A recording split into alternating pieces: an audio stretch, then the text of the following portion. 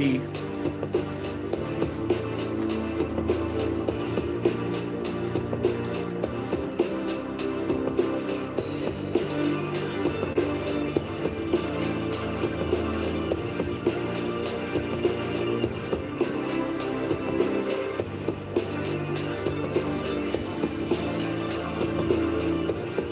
Didn't we just see something like that shape come off the sun? And I said, don't be surprised if we see something like this in our skies.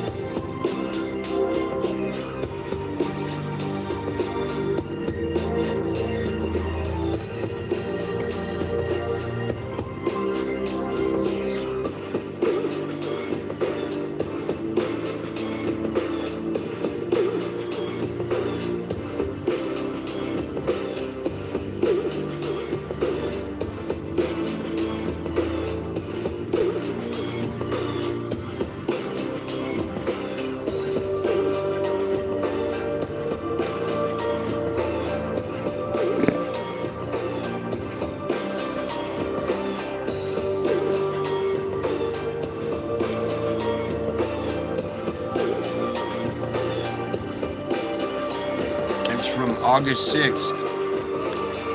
Actually, August 5th, because this was nighttime, and this was last night.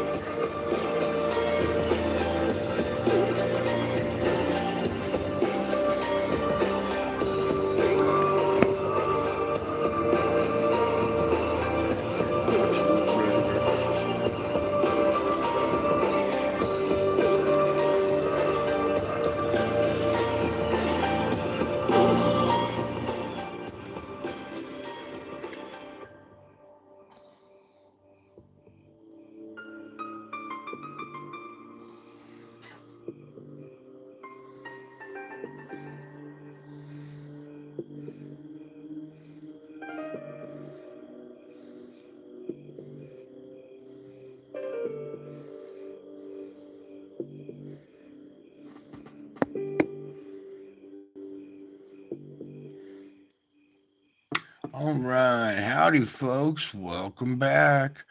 I told you I would be back. All right, let's get the show on the road here. And while I'm making adjustments here and stuff, let me take a moment to thank you for taking a moment of your time to be here with this precious family. Okay. If you understand what I'm talking about, this is not a normal YouTube family, okay? We're way different over here, okay? Something special about this channel that most channels don't have, okay? And it's precious people like you that make this channel possible. So, Thank you for taking a moment of your precious time to be here with this precious family. Stay till the end, you'll find out how precious it is. Okay, so here we are. This is back on August 5th, okay? August 6th is right here. Let me pull that one up too really quick. Okay, here we are, August 6th. Not much going on, not much to look at, right?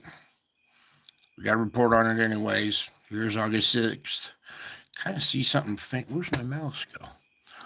Something faint was moving out right down there. But not much to look at on the 5th or on the 6th. I want to talk about the 5th. Okay, that was last night. Okay, and we were seeing the big blast there, and then we talked about this little thing here at the bottom really quick here. This tuning fork U-shaped, like with a V teardrop back type to it. We'll back it up. Let me first go in just a tad tighter, and then we'll back up.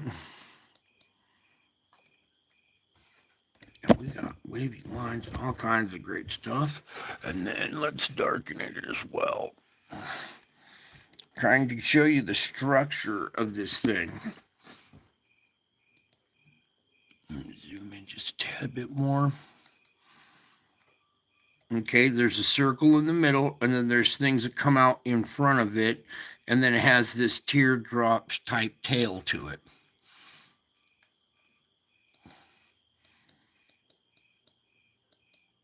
That's backing it up. I want to try to get just a bit better. Okay, right there. Now, watch as this comes out. See how it has two protrusions out in front of it? With the ball type shape here in the center.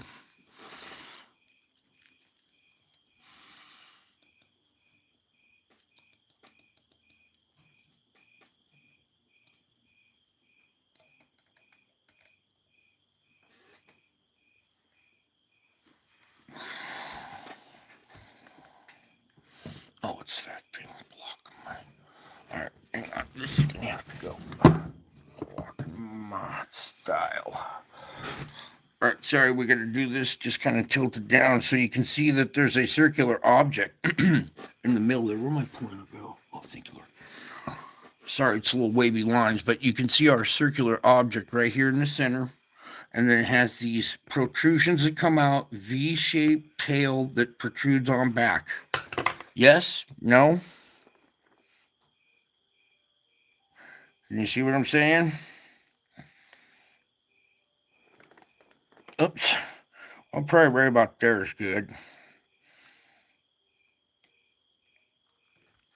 Okay, and now what I want to do also, we zoomed too much in. Okay, so that's what I'm talking about. This thing looks odd shaped. It's just not normal. It's not your normal CME. It looks like a tuning fork, right? Well, much like, whoops, come back to this one, please. Much like this object right here. Where's a good shot of it, right? Come on, Lord, help me. Right there. All right. Oops, let's go back to normal. All right, so it almost looks like it has some kind of, like a comet with a magnetic field or something around it. Now, there's an article saying that this is the Falcon 9 fuel dump and booster rocket. Okay, so plausible deniability, but odd how on the same night, just hours before, we had this structure coming off the sun or interacting with the sun, heading towards us. By the way, ooh, look at this little. Never mind. But we had this feature coming off the sun, and by the way, this is headed towards Earth. When you look at the trajectory of this, it's headed towards Earth. So I said last night, don't be surprised if we see something like this shape in our skies, right? Well, that night, captured on somebody's doorbell was this, all right? And we'll go talk about this later in the article, but there is kind of coincidental how that thing happened. And then, even if this is a rocket booster, doesn't change the things that were following it. Anyways, we'll get more into that. So, here we are last night with this event. Music trying to play in the background. Go away. Let me see if we can grab that image right there. Because it makes it look like it has some kind of wings or something. Right there, and darken it a little more. Okay, there's our circular object with these protrusions that stick out in front. Let me more pronounced, like right in there.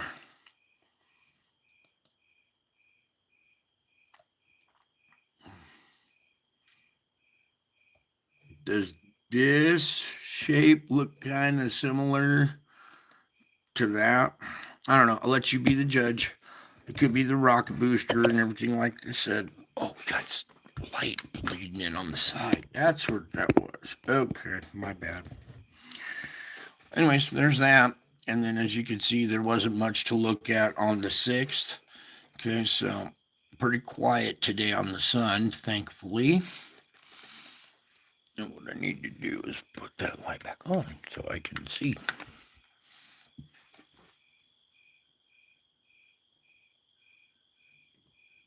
Sorry.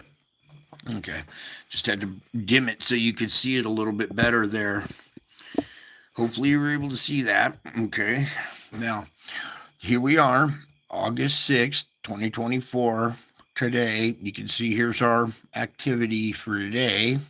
Let me just one more frame up. Bingo. All right, we got this weird something going on out here. Watch this flow come out. See, there's something right there.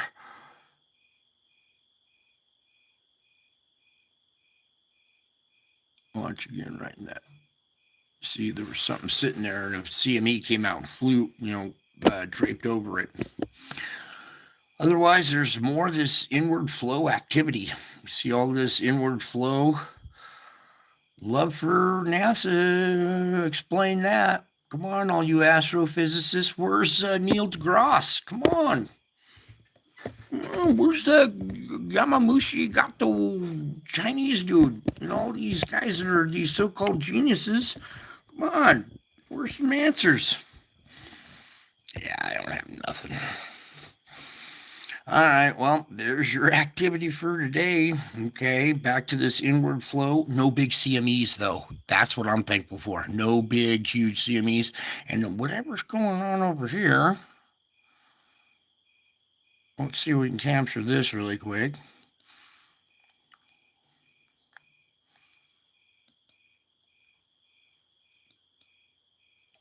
Right there.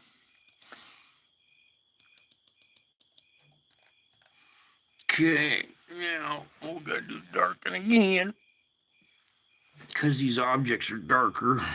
Let's try going up here. You can see there's some kind of darker circular right in there. Okay, and it's got a little streak or something coming back. It's kind of the ghost image. You can see the instrument reacting, going right across it. So there's something dark right there, and then there's plasma bending and streaking around the bottom side of it. Let me see that. Let's see. Can we pull that more? Nope. Guess we can't. Anywho, hopefully you guys see what kind of I'm talking about. And you can be the judge of this. You come on over to the site. You should check it out. Click around. Zoom in on some stuff. What the hell was that? Whoa, whoa, whoa. Where did I just go? Back on out.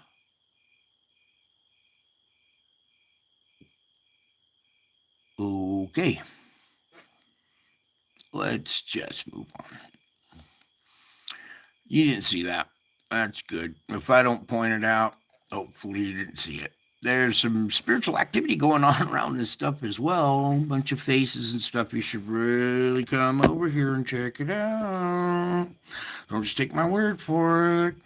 Because then when you see it for yourself, then you'll see that I'm telling you the truth.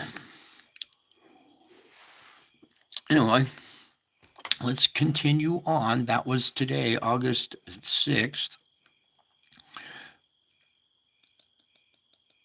Okay, and there's your loop. Weird little bubble thing going on. Something going on right there. And you see a see me come out, splash over it, and you see something round in there for a minute. All right, moving on. Let's get on over here to our space weather, and let's talk about our solar flux indice, 270. You guys been paying attention here at this channel, right? You know this number is not a good, this is not good. 270, we're up 23 points. Sunspot number, 222, we're up 33 spots. The area is in red as well, okay? I'm not too worried about the area. Sometimes that can be area between two poles too. Could be good. Anyways, very high indices, okay? Very high sunspot number count. All right, meanwhile, let's get into this really quick. I don't really need to zoom in too much on today's GOES X-ray. You can see that it wasn't much. Oh, got that in the way. And we're almost done fidgeting here. Sorry, on my side I get these wavy lines and I don't like it. All right. Technology, camera on camera, digital on digital. You know what I'm talking about. Very calm. It doesn't look like we have lifted indices, but look right here towards the end, and you see this little chunk of activity right here going into tomorrow already. You guys want to take a little peek at that and see what happened right there? A little peek into the future right here, these two little bumps right here. You don't? You don't want to see a little glimpse into the future? Well, tough. We're going to do it anyway. There's August 6th. Watch this. We'll back out of that. There's 7. Let's refresh for every last frame and see what we got on the 7th. Uh-oh. Uh-oh. Did we jump timeline? Yes. I can manipulate time here at this channel. No. This is UTC, Universal Time. Okay, it's a different time zone type standard than us. Okay. But let's get into this really quick. All of a sudden, we got something to report now. Bingo. Let's back up just a tad, because there wasn't much going on before that. Okay, bing, opening frame 024. Let's adjust, get set up for brightness. All right, let's roll. Boom, boom. Okay, you can see tail end of something right here. See this probably object right here, magnetic field, teardrop tapering off. Wait. It's more like out here. And this is the tail coming off. It's hard to tell, but those are the opening frames. Anyways, this is not what I'm interested in at the moment. We continue on. Here comes this blast. Notice coming out of this region where the spires are.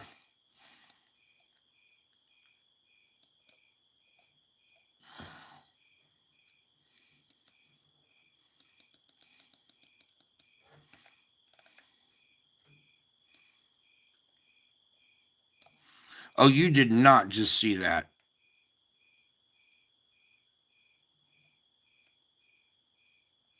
There's not like a clear cut cookie cutter ring going around it either. Okay, that's just not, you guys didn't see that, okay? That's not totally blatantly obvious. There's nothing going on there, nothing to see there. Okay, don't look, nothing to see here. I'm being sarcastic. Here's your black round circular object. You can clearly see the edge of it right there. You can see the CME, the plasma blasting it, going over it, and then the very arc, it just flays out. Mm, Oh, darn. I thought they were shutting me down. I gotta continue the report. Oh well, let's continue. And that is just recently. Pull back just to 125. Thank you. And see, I'm trying to slide and get as much of the screen and a tad bit of button so I can show you as much as possible. Oh, you did not just put a big old face on there. Okay, you guys ready for this? Hold on tight. Everybody take a nice big deep breath right now.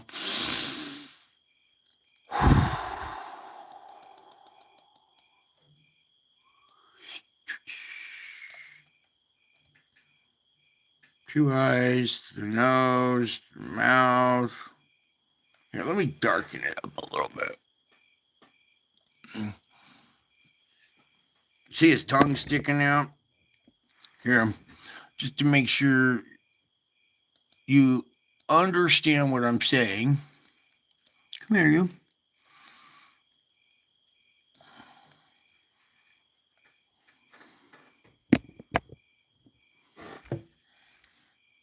There we go.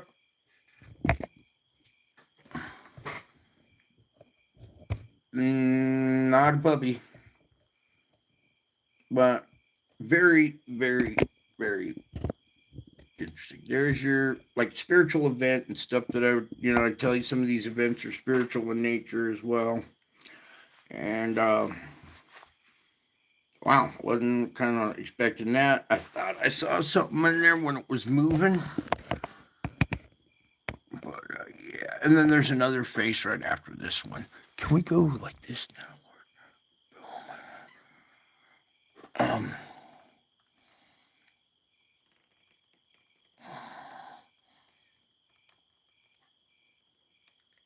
That was the next one.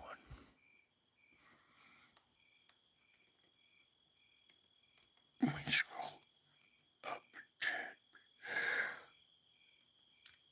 No, it was the next one. I thought I saw something right now. Yeah. Another one with the tongue sticking out right here. Eye, nose, and the tongue sticking out again. Uh-oh. Over here.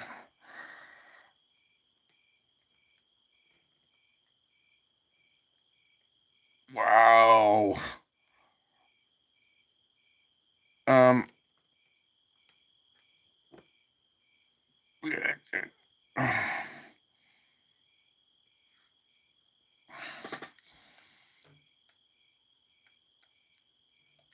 Okay, let's zoom out now. There was one more face I thought I saw in there,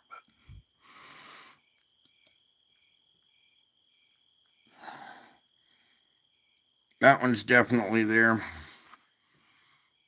The eye, perfect symmetrical nose, perfect symmetrical mouth, tongue sticking out, or horns or ears or whatever. This round face right there. And you can see our object sticking out in the background right here. You can still see the edge and the splash going around it. So here's the other side of our big black object is right there. Yeah, maybe we should just pull back now.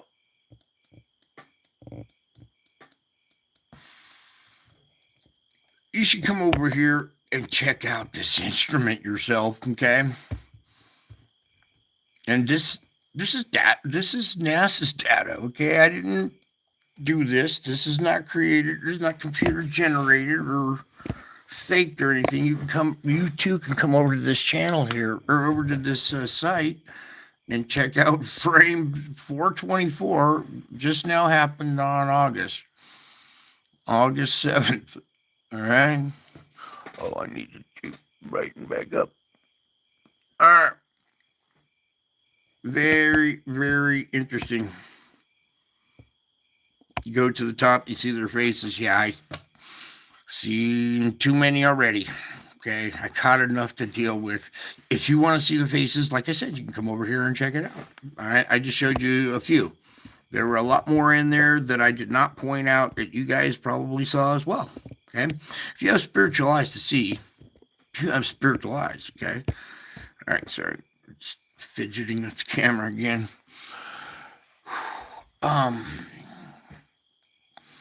What I need to do is continue with the next frames here and get that part done. You see this down here, black object or something with the plasma still streaking around it. Another one. Boom. Okay. And that's just a little taste of going into tomorrow. Right there. All right. So no wonder why solar flux indices is so high. No wonder why there's so many sunspot numbers. Geomagnetic forecast, though, is all good for the next 3 days. X-flare potentials dropped into the green at 20%, M-flare 75. We still have those two X-flares from yesterday. Our KP has quieted down. That's good. We still had taken on a bunch of pressure, and we're still due. Well, we did have some good quake activity in California today, so we'll get to that in our quake report too.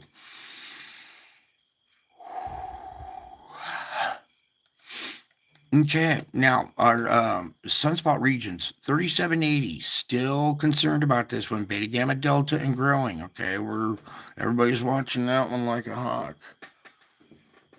And they're missing the demon faces that are coming out. I mean, never mind. We got another one, 72 is beta, gamma, delta, but it's declining. Meanwhile, these two beta gammas are growing and all three of these have the potential to go delta. All right, that one's stable. Very light auroras, really low KP, but we did take on quite a bit of energy. Now, after 4 days of website funding, 70%. Keep going, you guys. Help them if you can. I can't. I have no access to money. Strange kind of being in, protective custody type thing. Free, but not free to spend. Solar activity during the past 6 hours has been fairly quiet. Okay. Past 6 hours. Going into just what we saw was not quiet. Anyways, quite the contrast compared to the earlier today. Despite this, a strong solar flare will remain a possibility during the next 24 hours, with both 74 and 80 being the most likely sources. 74 showed signs of reorganizing as some new flux emergences were observed during the past several hours. AR 3780 continues to evolve as it rotates further into view and is listed with a size measuring a 930 millionths. 3780, our configuration, they're close, but this blue is not very intense. This is what I'm a little more concerned about. Very intense, both sides, and I got a better way of showing you than that. But as you can see here, close configurations, especially on 74. AR 3780 is growing, is very big in size. And in fact, what I want to do is get this one up here. Bingo was his name. Oh.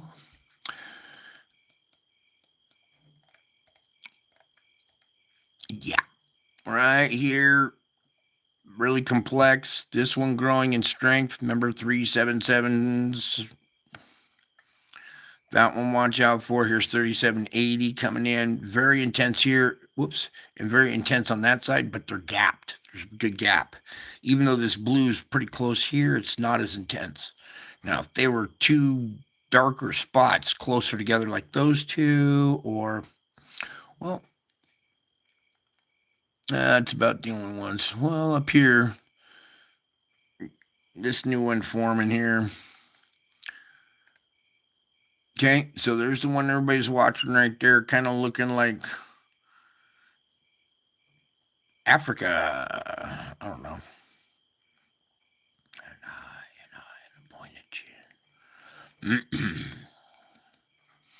So we did that. Good. Now let's get on to the tracker and do some track lacking because we are lacking some tracking. All right, boom, boom, boom. What the heck was that? Oh, this is that one from yesterday, I think. Boom. Okay, huge CME, but heading away.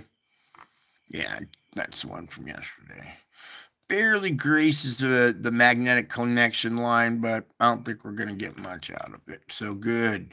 Geomagnetic forecasting clear for the next 3 days as far as CMEs coming this way, but you never know when these objects pass by too. They induce unexpected geomagnetic storms. So even though we're all clear for the next 3 days, and we haven't seen any activity today, but whatever happened here, if it does come our way, when this stuff first started happening, stereo A was at a different angle, and I could see the trajectory difference between stereo A and Soho, which is our view, and I could make a pretty good triangulation and give you not the best estimate, but a rough estimate as to its trajectory. And now it's hard to tell if they're going to pass the Earth or not, so or interfere with our magnetic field or not, too. All in all, very quiet. I will take quiet any day I can because we don't need to be absorbing any more energy. I'm telling you, it's getting bad. All right, let's come on over now and talk about our said subject here. Okay. Also, please, dear dance. Put it right there. Calm before the storm. The sun has been mostly quiet for the past 24 hours. It could be the calm before the storm. There are currently 2 sunspots with Delta class magnetic fields, okay, capable of unleashing X flares. Earth is in the strike zone for either of them, 72 and 80. And it just showed 80 explodes today. Okay, strange sky phenomena explained. This is our thing explained, okay? Earth orbit is about to get a lot more crowded. On August 6th, China launched the first 18 satellites of its 1,000 sails mega constellation. The booster stage of the Long March rocket created a spectacular display over Albany, Missouri. Okay, the video I showed you was from Mr. MBB. Hopefully you guys have been paying attention. You already did your homework. You went over there and you saw his dissection of it. That was what we kind of opened with, all right? And go over there, give him a like, subscribe to him, go watch his dissection of this event because we're going to show you this. And look, satellite propellant dump, question mark. Oops. They told you it was a satellite propellant dump. They tell you satellite propellant dump, but did anybody notice the question mark? That says satellite propellant dump? You sure about that? Let's go ahead and play their video here real quick, okay? Yeah, no sound, that's fine. Don't need sound, just play the thing. Here, I got crickets in the background. Hear the crickets back there? All right, here comes this is captured via ring doorbell, sent into Mr. MBB, sent into this channel too, okay? Usually our rockets, when the booster comes in, it spirals, especially doing a fuel dump, all right? Let me just say something about China. They are not known for playing by the rules, and I don't see them doing a fuel dump. Besides, we saw other UFO activity following this, All right. They were interested in what's going on here. We launching rockets all the time, right? How come they're not doing that with every single rocket? Okay, we've seen the big ball plume thing with the little dot in the middle, and then it mushrooms out, and it's clearly a satellite, you know, changing stage. Here's another angle of it. Here, let's go right there. But look, there's another thing following it. They crisscross. Those two that were out front. See how it has that shape kind of what we just kind of saw coming off the sun. And I said, don't be surprised if you see that in our skies in the coming days. Well, here it is the very next day. Okay, now, be it what it is, just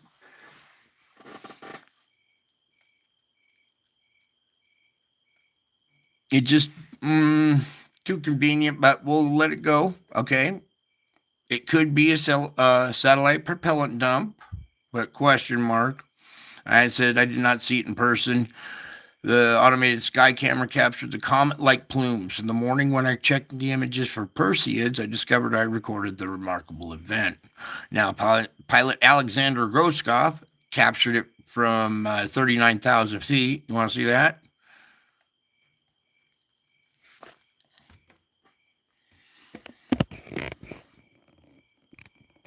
So he's up at 39,000 feet. Looking down, you can see city lights and stuff down here on the planet. Okay. And back in the background is that going through space. If you were a pilot and you saw that, you're probably, am I going to see the end of the world right now? This thing hits a big old explosion or something. But what a weird feeling to be up at 39,000 feet and look over and see this thing streaking through space. And there's UFOs that are like coming from behind to intercept it. They're coming around to check it out. It just has this strange. If the fuel dump did dump this way, how come it's going behind it? Or why is it out in front of it? Just a lot of questions that did not jive there. And what are we doing? Sorry. And what I want to do here is, okay, so the comet light display was caused by the rocket booster dumping leftover propellant, a normal safety precaution before re-entering Earth's atmosphere. Fuel dumps by SpaceX Falcon 9 rockets frequently look like spirals. That's what I said. They usually come out like spirals. Because the rockets spin to release their satellites, the fuel as well. All right, and this may be a case of spiral viewed at an angle. Mm-hmm. Thousand Sails is a Chinese innovator competing with Starlink. Officials say that 108 satellites are planned for launch this year. Dude, you seen the devastation going on in China right now?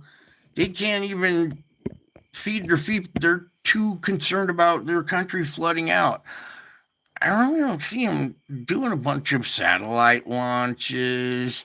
I just don't see them doing all this stuff. And they never said, okay, here it is. Supposedly a Long March 6 rocket carrying 18 satellites blasts off from Launch Center on August 6th. Well, today is August 6th.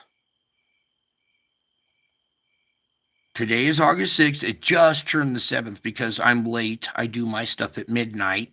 So today was August 6th, right? This captured last night.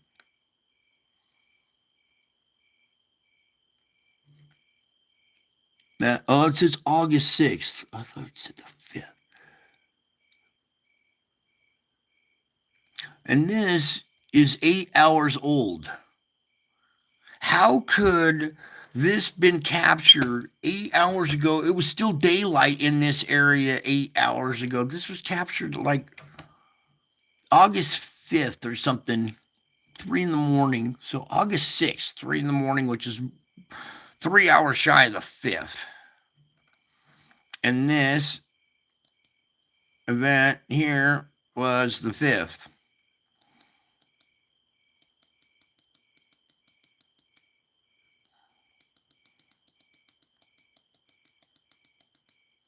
We've seen a lot of different stuff at this channel.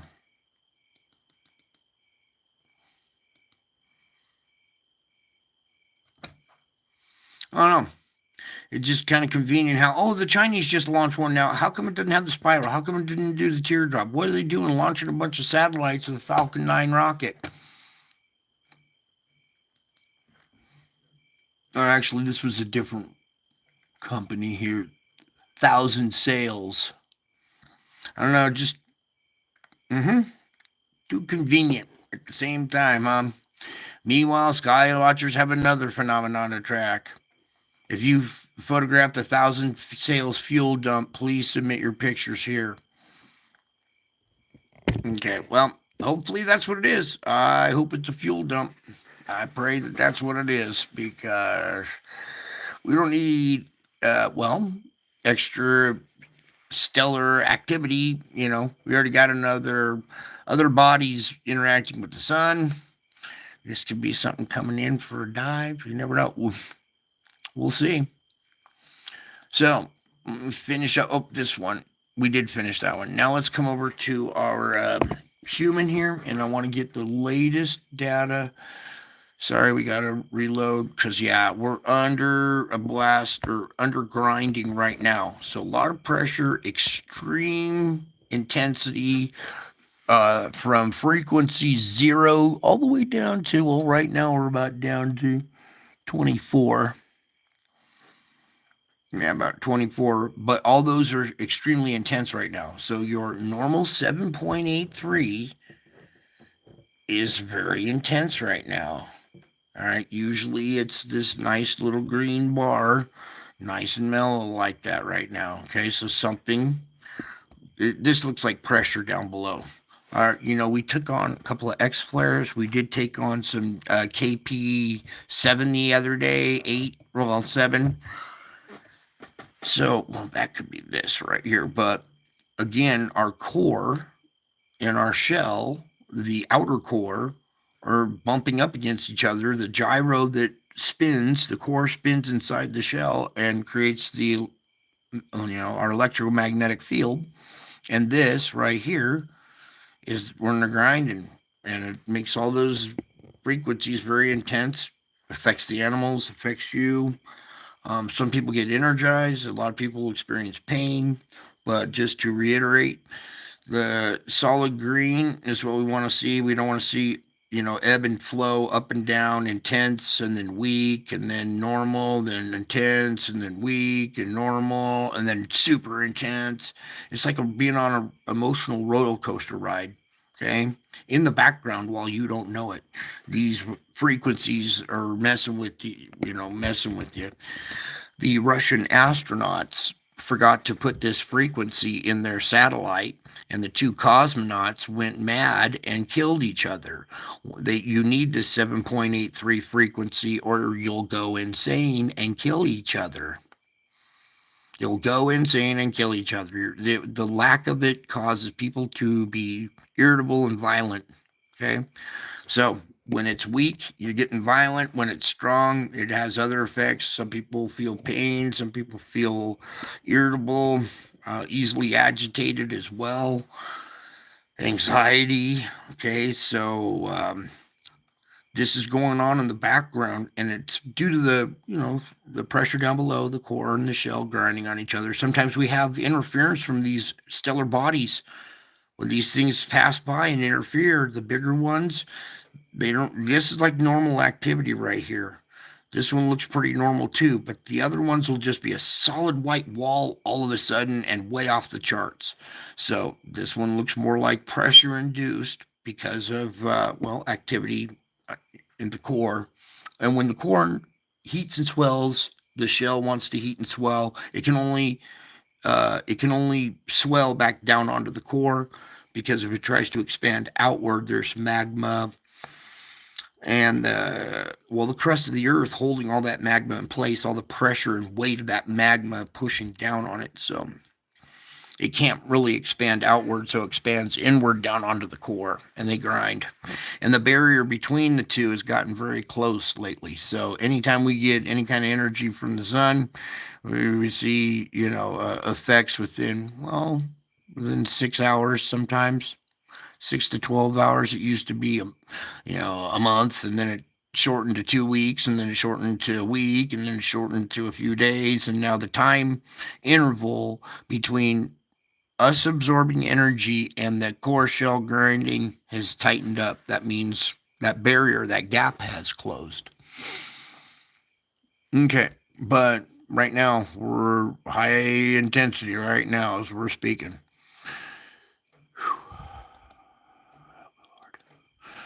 All right, here we are still with these two storms right out here doing this little dance or whatever. Meanwhile, we got this one still kind of creeping along the coastline.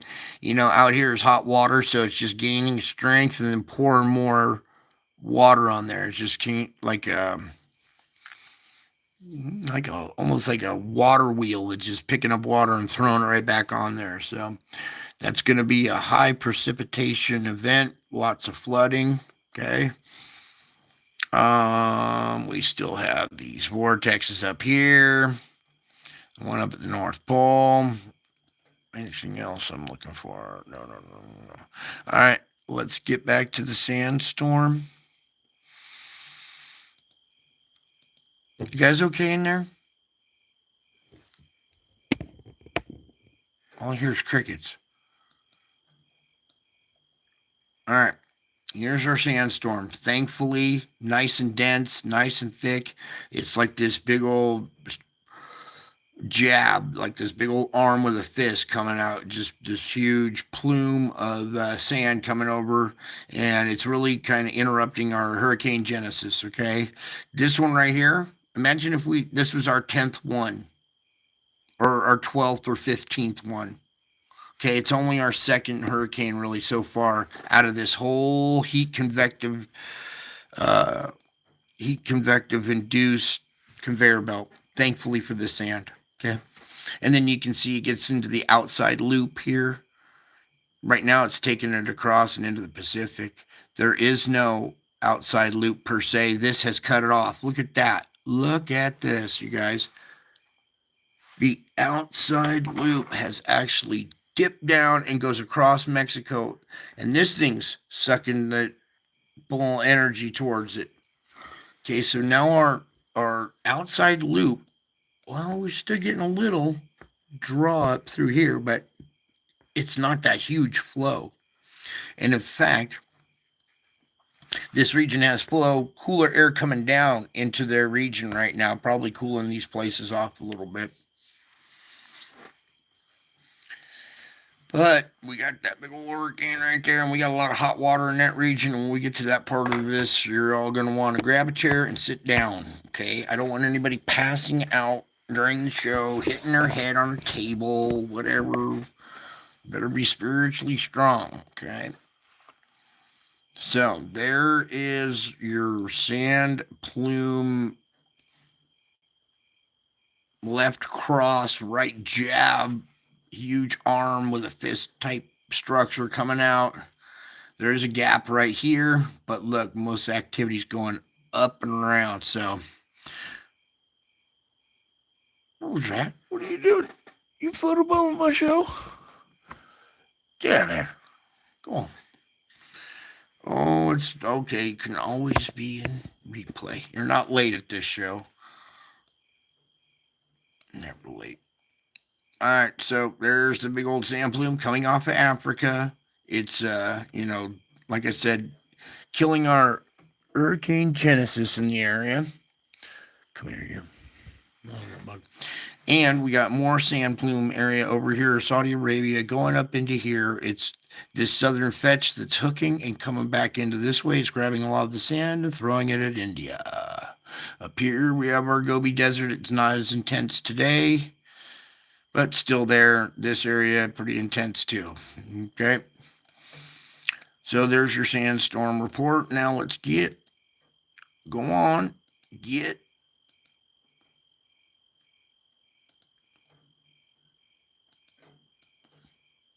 Okay, now here we are, SO2, sulfur dioxide. Okay, this is the gas that surrounds the magma down below. As the core and the heat expand, the magma heats up, and magma wants to increase and expand as well when it's heated. So you get hotter magma, wants to expand and pushes outward in all directions and pushes on the underside of the crust, the underside, and wants to come out through the crust any way it can. And it looks for the path of least resistance. Okay. Most of these perforations in the crust aren't big enough or are too complex and weaved and windy and tight for magma to make it through. So the gas is pushing out instead. Okay, this is all sulfur dioxide. Sulfur. Now, here's our country divided. You can see this one side's all bleeding out. We got sulfur dioxide emissions everywhere on that side of the country. Right here, experiencing flooding right now because of the hurricane, blocking up a lot of the perforations, little pores in the ground. Whoops. Okay. So there's your country divided. Now, over here, most of this activity is all because of volcanic activity. So what we're going to do is we're going to pop on our fires and do a fire report at the same time. And as we do this, let's start up a little further north. Well, way up here, you can see these plumes up here has sparked fires. Okay, not every SO2 plume has a fire, and not every fire has an SO2 plume. Okay, because burning trees do not emit sulfur dioxide. And that's what all this is. It's just sulfur dioxide. There's no other gases. It's just sulfur dioxide. So this is all volcanic activity. Hot gas comes out of the ground so hot that it causes spontaneous combustion in any surrounding vegetation at the emission site. So spontaneous combustion starts down at the ground level or at a tree. A lot of times this will set a tree on fire from the root structure. The roots will smolder for days and days and days down in the ground until they finally turn into ash, and then the fire creeps up to the very trunk of the tree and starts burning up through the middle. And there's been plenty of incidences where we've captured trees that are on fire from the middle. Everybody's, what's going on here? This is so little. I know exactly what's going on. It's catching on fire from underground.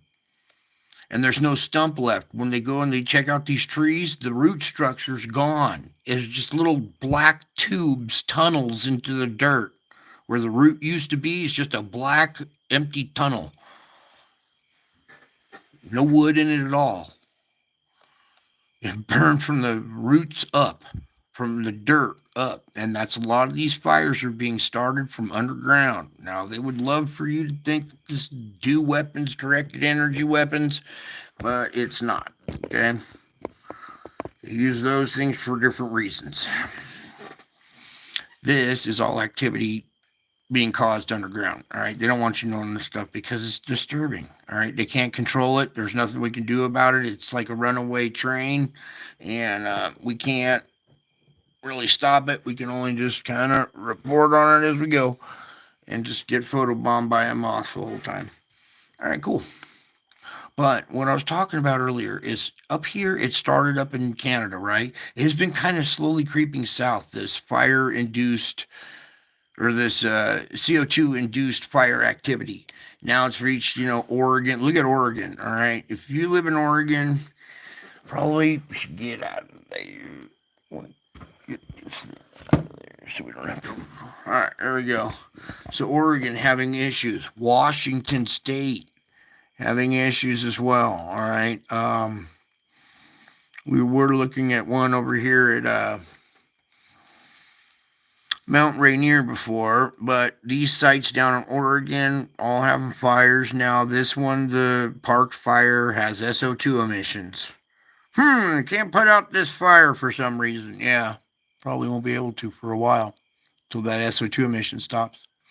Now it's crept further south, and here down in Mexico, we're seeing fire induced or SO2 induced fires. Brian, slow down, breathe. I got so much to tell him, and I'm running out of time, Lord.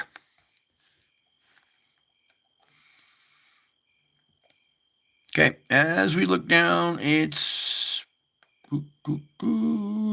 lots of SO2 emissions. There were 4 little dots one time on California. I think it was like BP Earthwatch or somebody noticed it, and man, the whole internet community stopped. Oh, it's the big one. It's gonna be now. Shoot, we got these dots all over the place, and nobody even bats an eye. All right, we're taking the fires off for here in South America because a lot of these people still use fires for cooking and central heating, and they're not as reliable down here. Meanwhile, our fulcrum point, are we on now right here? Okay. So our fulcrum point is different looking tonight, isn't it? It's not totally dark. It's more rectangle, less coloration, not so dark. It's not as intense, but it's wider. This one right here, our latest addition to this 5-pack right here, our latest addition is kind of more intense. Even this one up here. So we have a different little configuration going on there today, don't we?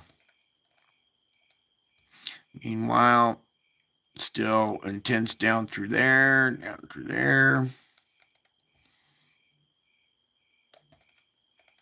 Okay. Also want to make a stop at Hawaii and go surfing and get laid. You know, the wreath, the flowers.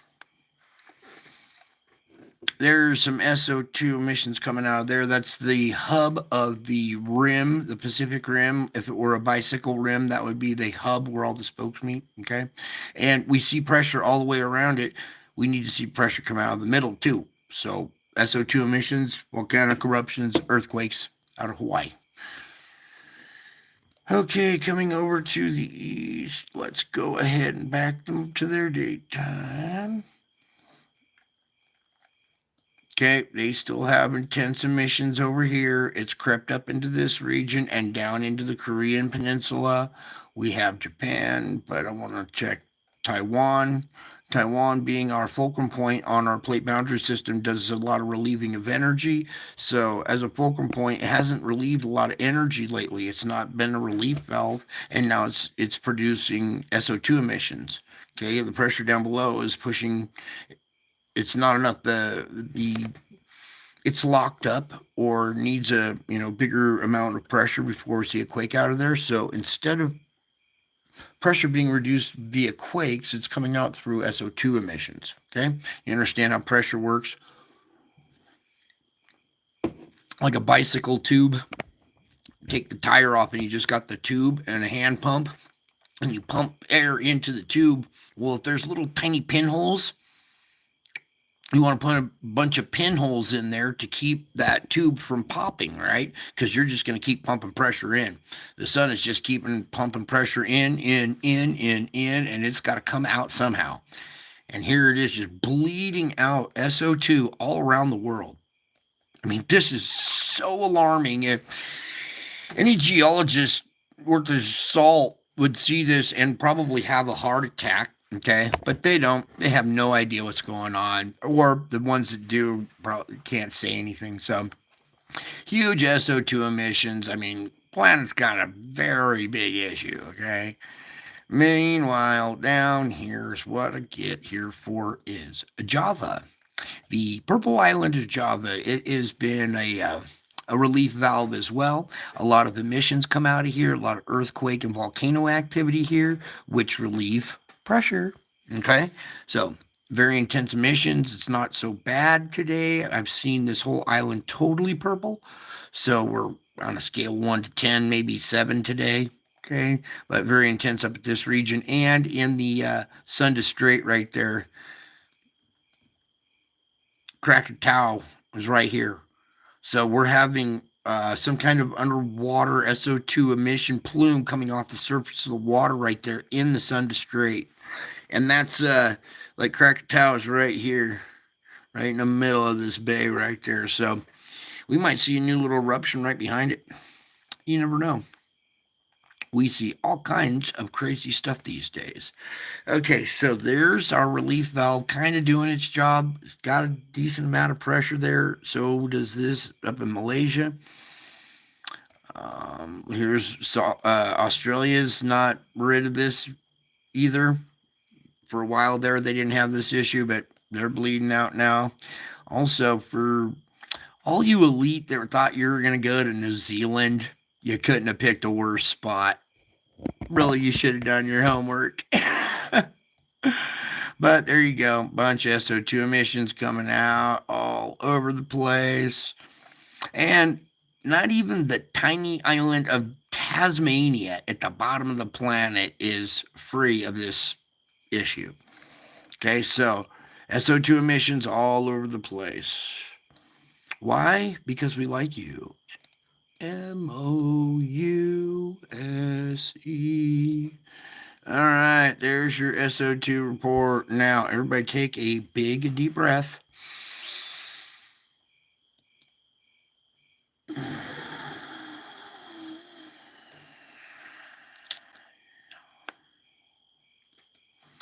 All right, pick a side, any side. All right, we'll go over here first. Let's do the bad news first.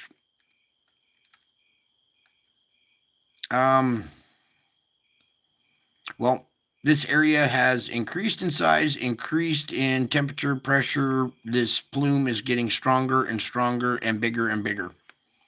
Meanwhile, it used to be one yellow bar that went across, then it split kind of. We had this go away, and it was mainly over here. Now we got the split again. This side's increasing, this side's kind of tightening up. It's still very intense. See the white we have in there? Minus the waving lines. Please, God. One night without waving lines. Beautiful. All right, but I want you guys to be able to see a little bit of the white in there that denotes let me pull up the legend real quick. White is the intensity, okay? The darker reds are the lower temperature. There's cold, okay? Ice. All right, so your warmer temperature or your cooler of the warm temperatures is in red, hotter being yellow and white. So there's your yellow and white patch out by Tamumasi. Biggest volcano on the planet. And kind of a good spot to be really relieving pressure because there's not many people out here. There's a lot of cold water to help diffuse the problem. Okay, if we had it, the biggest volcano in the world was here on the equator, and it was pumping just hot water all the time, there'd be no cold water come in and help. So it's good that it's way up here. If man could like poke a hole in the crust and put a relief valve there and control the pressure that's down below and let it out every once in a while and moderate it as pressure comes in from the sun, then it could release and then you could control it. Well, if there was like a natural made one and you picked a spot up there or North Pole, but that'll do for the moment. A lot of hot water coming out of there. You saw the smiley face. I know. There's all kinds of spiritual events going on everywhere. If you guys only look, you knew. Well, you do. You look. You see. You come to this channel and you know. Meanwhile, look at the top of the planet. It just looks like it's on fire.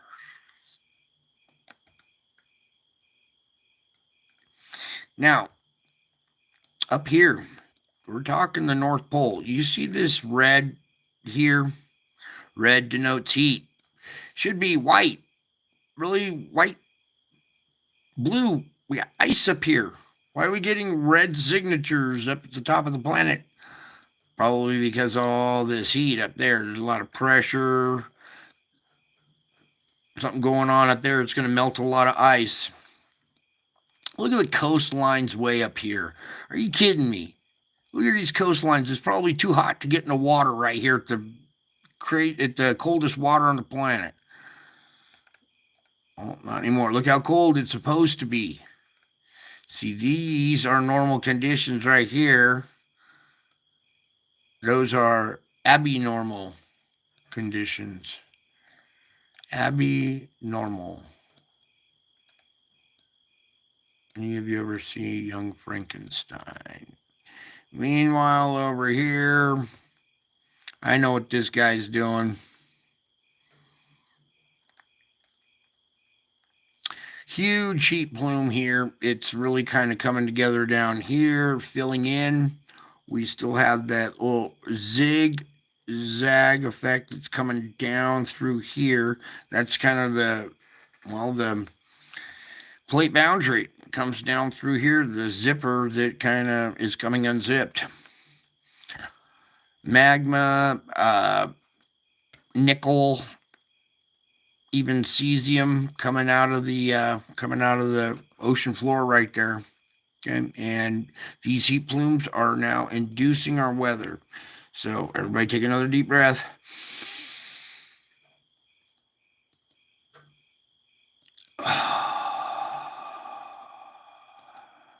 Okay.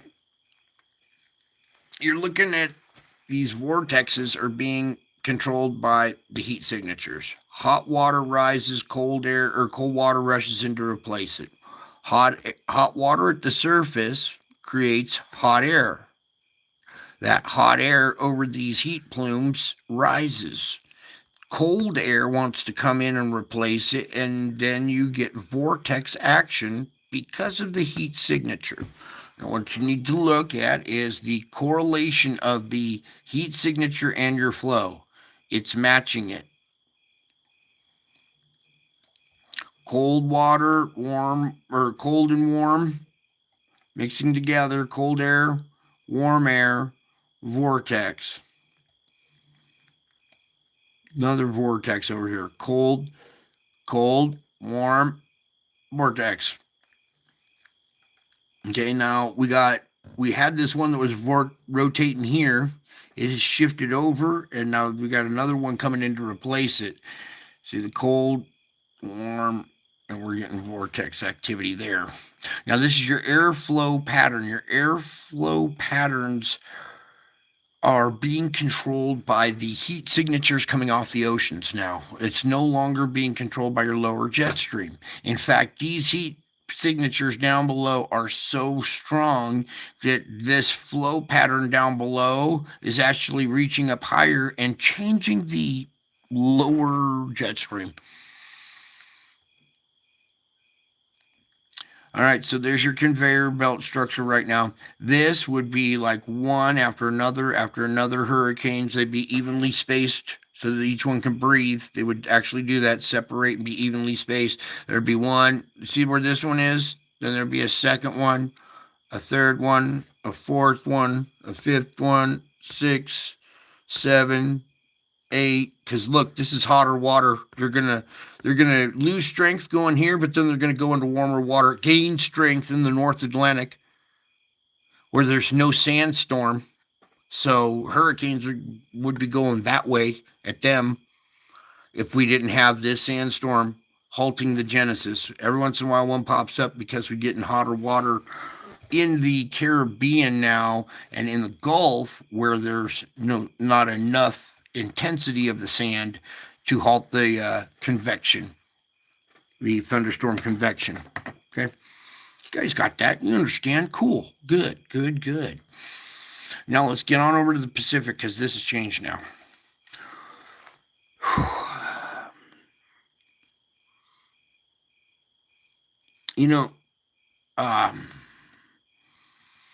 I'm going to leave it right there for a second and just let the structure speak for itself. All right, you can this area not too important at the moment. We're kind of more worried about this right here, America, right? Most of my viewers are America. But For all those who aren't, we can cover the rest of the world too. I'm going to leave both those structures sitting just like that for a second. I'm going to go say a prayer real quick. I saw something and hopefully you did. But I'm going to say a prayer for my audience, for you guys' strength, courage, hope. Oh, where is it?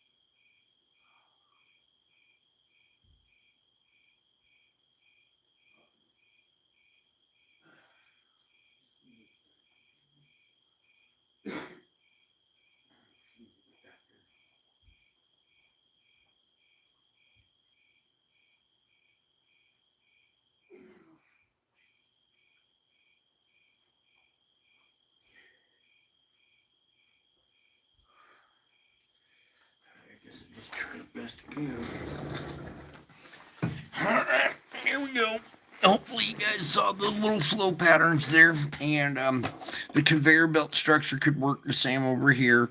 But each time we have a new heat plume, a new eruption site on the ocean floor, it changes our flow patterns. The only thing that's really stayed pretty much similar is this conveyor belt structure right here. Now, what we're talking about is in the future here with solar heating of the ocean through the course of the summertime. Not only are we getting the water heated from down below, but the sun heats the ocean as well. Okay, we're a week into August. We got 3 weeks of August, one of the hottest months, and September and October still to go. All right, now if this heat plume underneath continues, you could still see hurricane activity in the wintertime. Now, what I really need to talk about here, help me, Lord. All right, you guys have been paying attention to Mike from COT. All right, you need to listen to that man carefully. All right, I know him well. He's doing the best he can at trying to tell you what he's allowed to tell you, I guess.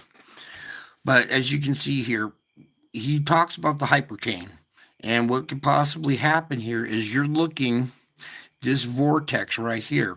Okay, if it increases in heat and we get cold water injection get pulled up through here, okay, you could see one big giant hurricane as if the sand production gets cut off and we start seeing the conveyor belt type effect, and this intensifies into one giant hurricane. All right, we're talking the center would be the eye that wouldn't move. It would just stay there because it's heat induced. Okay. The jet stream's not going to change it. It'll change the jet stream. Okay. The hurricane itself would be, so big like this that this would be the eye wall. Okay. Going around like this, straight line winds at 200, 300 miles an hour, going across, like going around like this, like one big sitting storm. Okay. Now, let's pray that that doesn't happen.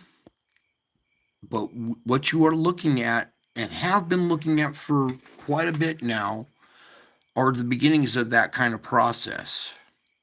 Okay, these are little hints, little traces of that kind of process being possible. Heat intensification, we look at this. All right. All right, I want to do it. All this heat up here, take off this for a second. I'm not talking vortexes now, I'm talking heat. It's going to melt a lot of ice. What happens when you melt a lot of ice? You produce a lot of cold water.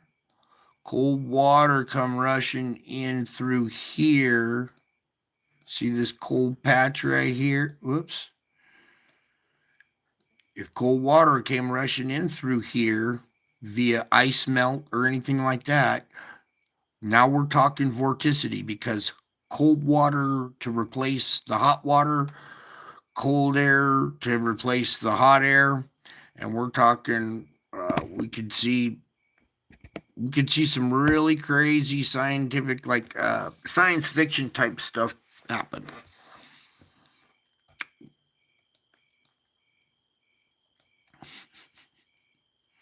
All right, we got to get away from this for a minute, but look at that. All this heat, all that ice.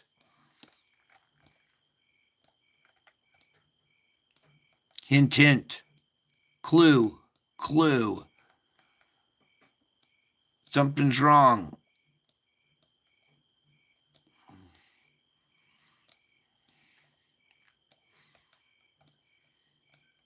I've seen this right here in the clouds before.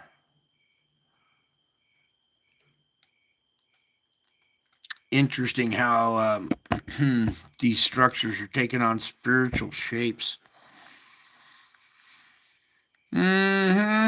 Okay, now really quick, we got to touch another nerve. Everybody, take a deep breath. Okay, standard surface temperature, okay, without the anomalies, but you can see anomalies being created in your standard surface temperatures because of our heat plumes. Now watch this. We're going to put the wind on. Everybody take a deep breath. Hold it for a second. And then exhale.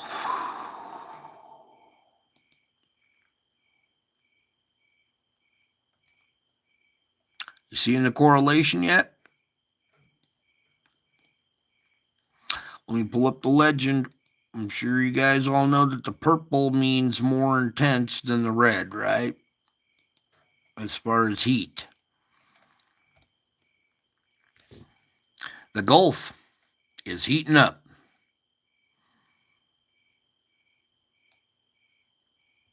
A week into August, we got a hurricane just off of it. We're lucky it didn't go through here and pick up intensity. Anything that comes through this region, look, see, this is turning pink and purple.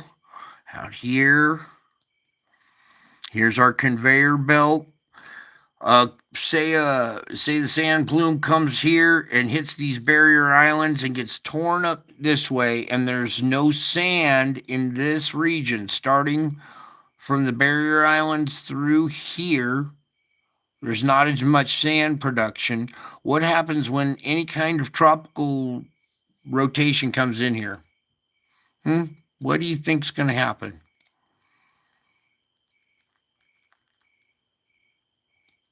Right now, I would love to see this flow right here continue and let all these hurricanes or anything go right across there and out into the Pacific. But I'm telling you, this heat right here is going to, as soon as this hurricane gets out of the way, I bet you our outside loop will fill back in.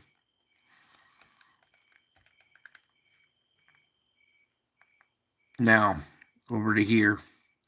You see this little heat? Ow!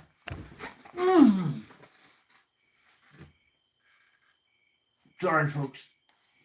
I had sudden jabs of pain, and it I reflexed and smacked my knee too. Please, Lord, stop. Show. Help me. There we go. All right, thank you for your patience. Ow. All right, cool, I'm not bleeding. All right, so you see your heat signature. Do you see your vortex? Gee, I wonder why that's going on right there.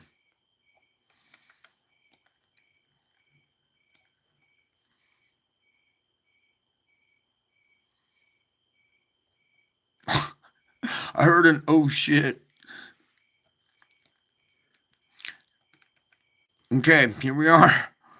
Japan, Korea, Taiwan, A lot of heat in that area now, you guys. Let me take the winds off for a second. Let's just look at the heat plumes for a minute. See over here, Java, I was telling you they need to have some pressure release. Look how hot the water's getting over there. This whole region heating up. Wait, no. Let's go back. Also, oh, yeah, we can do this. Let's put it like this. Okay, you see this band right here, where our green and our yellow band is right here, where we see our cooler water, warm water separation right there. Let's just do a comparison to last year at this time. Go to the calendar.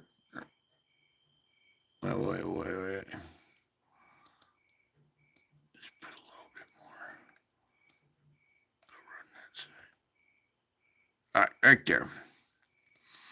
Now we can see it. So let's go to 23. Boom. Watch the difference right here when I hit OK.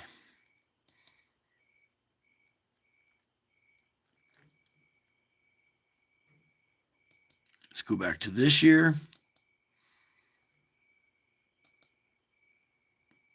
Actually, not too bad. What's your standard surface temperatures? Okay, as we go into summertime. But as you can see, your wind patterns correlating to our heat signatures.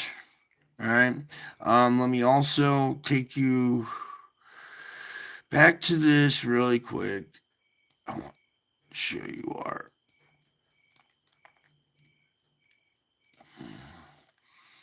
Okay, here on the West Coast, we have this vortex is not allowing any weather to come into the West Coast.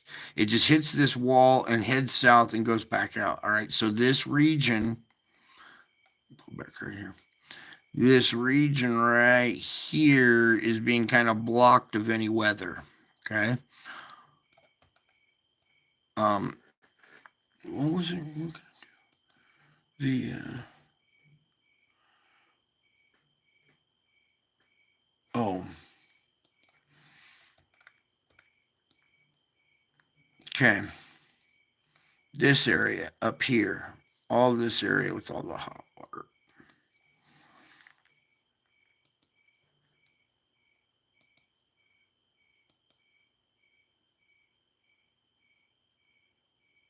We were having that issue last year at this time, but nothing like now.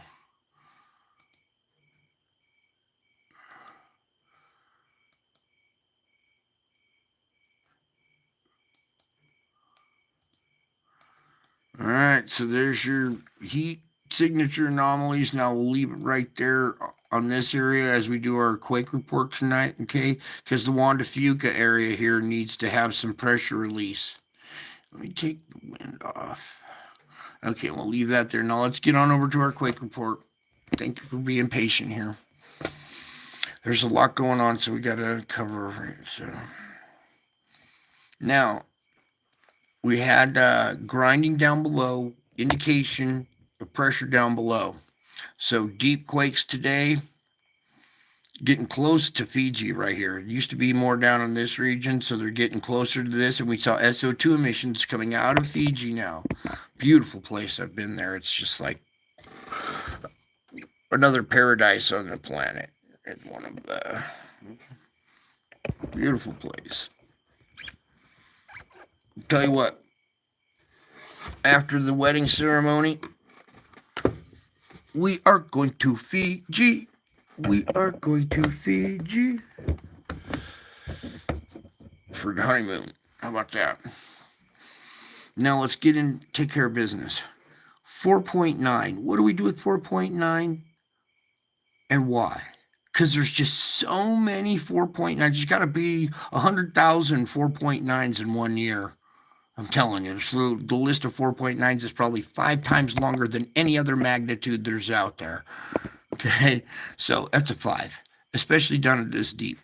Now look at our depth. Our depth is 606. So now we're talking way down there, all right? So a 5 down at depth, a mid-range 4, that's our typical activity down at depth. Down at 517, it's not as deep, but still a deep quake. Now we come down here, 5.6 at 208. This isn't at the surface. This isn't totally deep. And there was another one. Where did it go?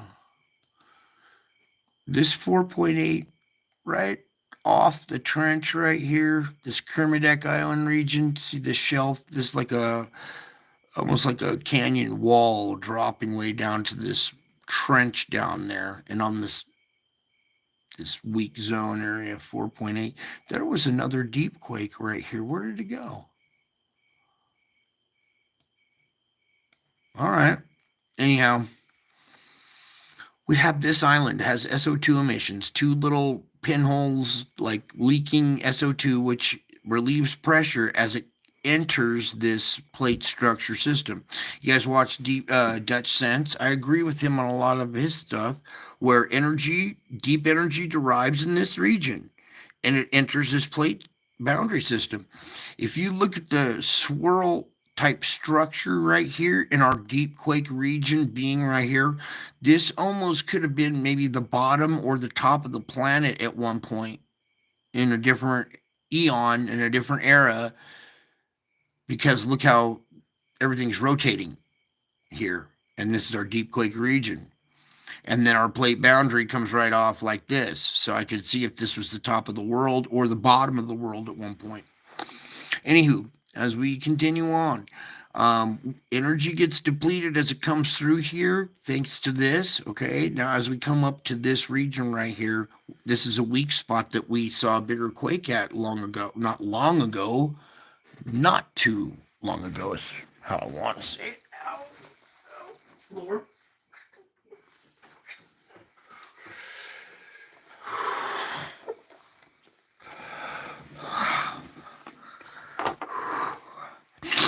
Okay.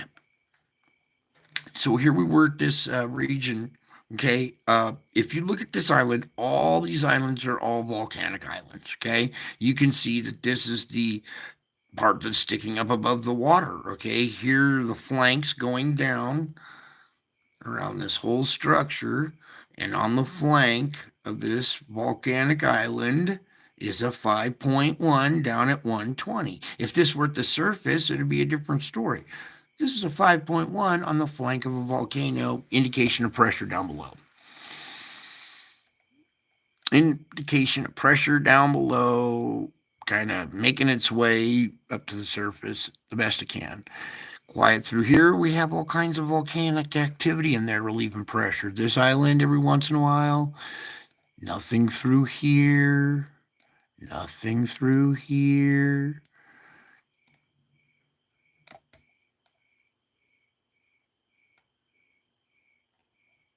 Do I even do a quake report tonight?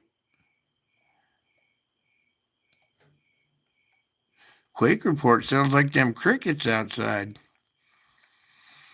Fulcrum Point quake, even though it's on the pinch off, you see this pinch right here where there's a fulcrum right here pushing this way while that one's pointing that way. You see how the mountains are rubbled together in this pinch off point right down the middle.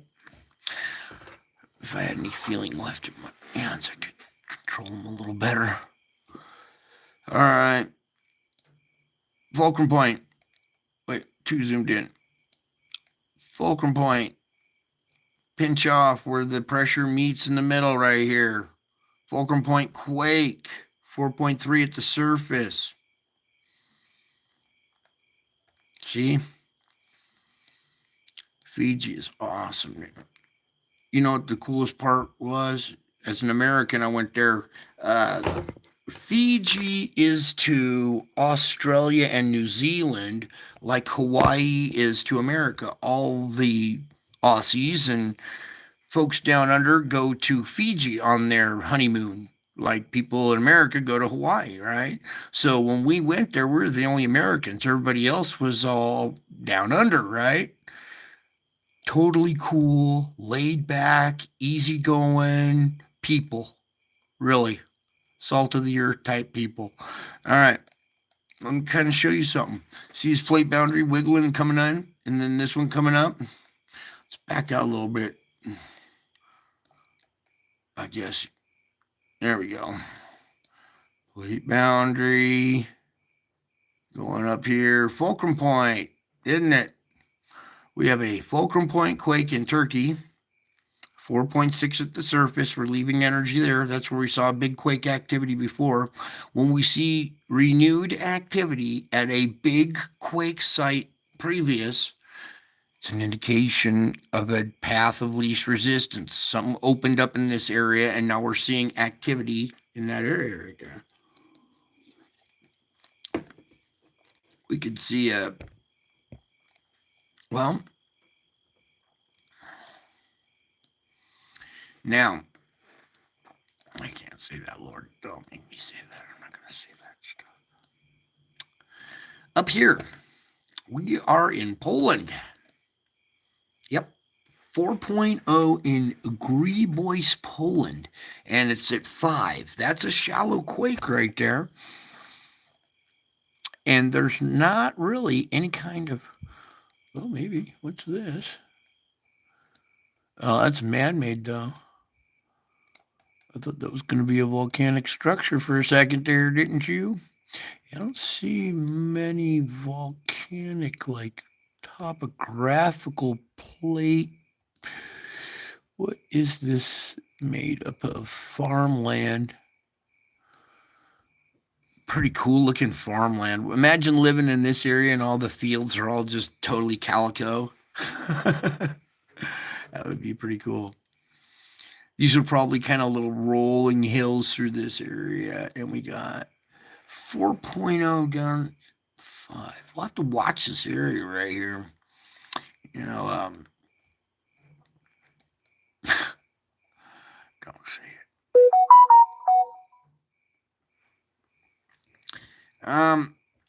Some of these places we're seeing these, this would be like your, not your normal activity. This would be a diverse quake. It's not on plate boundary, didn't have volcanic structure around it. There was no like man-made perforation in the crust. That would be pressure induced underneath this continent, pushing up somehow. I'm looking at the strata here and how we have this little, I don't know, we'll watch that region now. That could be a new path of least resistance, a place to possibly watch in the future, okay? And with these guys slinging tacticals around, it wouldn't surprise me one of these days, one of these diverse quakes registered a 4 on the Richter scale, and it wasn't a quake. Instead of a circle, it's a diamond instead. So, pray that cooler heads prevail, but we're talking about a... Don't do it. Don't do it. 4.836. This is our weak spot here where we had big quake and a lot of quake activity reduce SO2 emissions in this region. Almost took them off the map for a while because of this big quake and all the resulting aftershocks. Got to remember, aftershocks are releasing pressure and tension as well. Okay, so 4.8 at 36 right here. And I bet you will see less SO2 emissions out of this region. This is our weak spot, and we could expect to see another bigger quake in that region. Whoops, that's the one that's highlighted. I want that one. 4.5. There we go. Back to this one, though. This is the one that relieved a bunch of pressure in the region, and now we're seeing earthquake activity added again. That means pathway of least resistance opened up again. Our fulcrum point's right here. So it's just the other side of the fulcrum point, other side of the fulcrum point as well.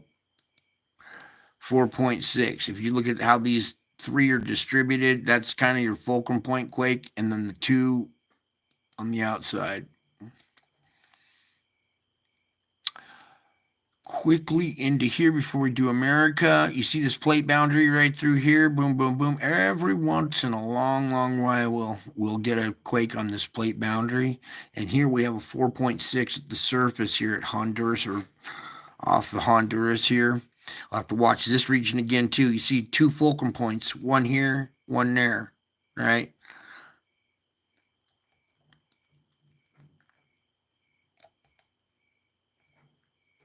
Remember, pressure is coming up from behind the page. It's like coming out of the screen at you towards the camera this way, and these are cracks in the surface.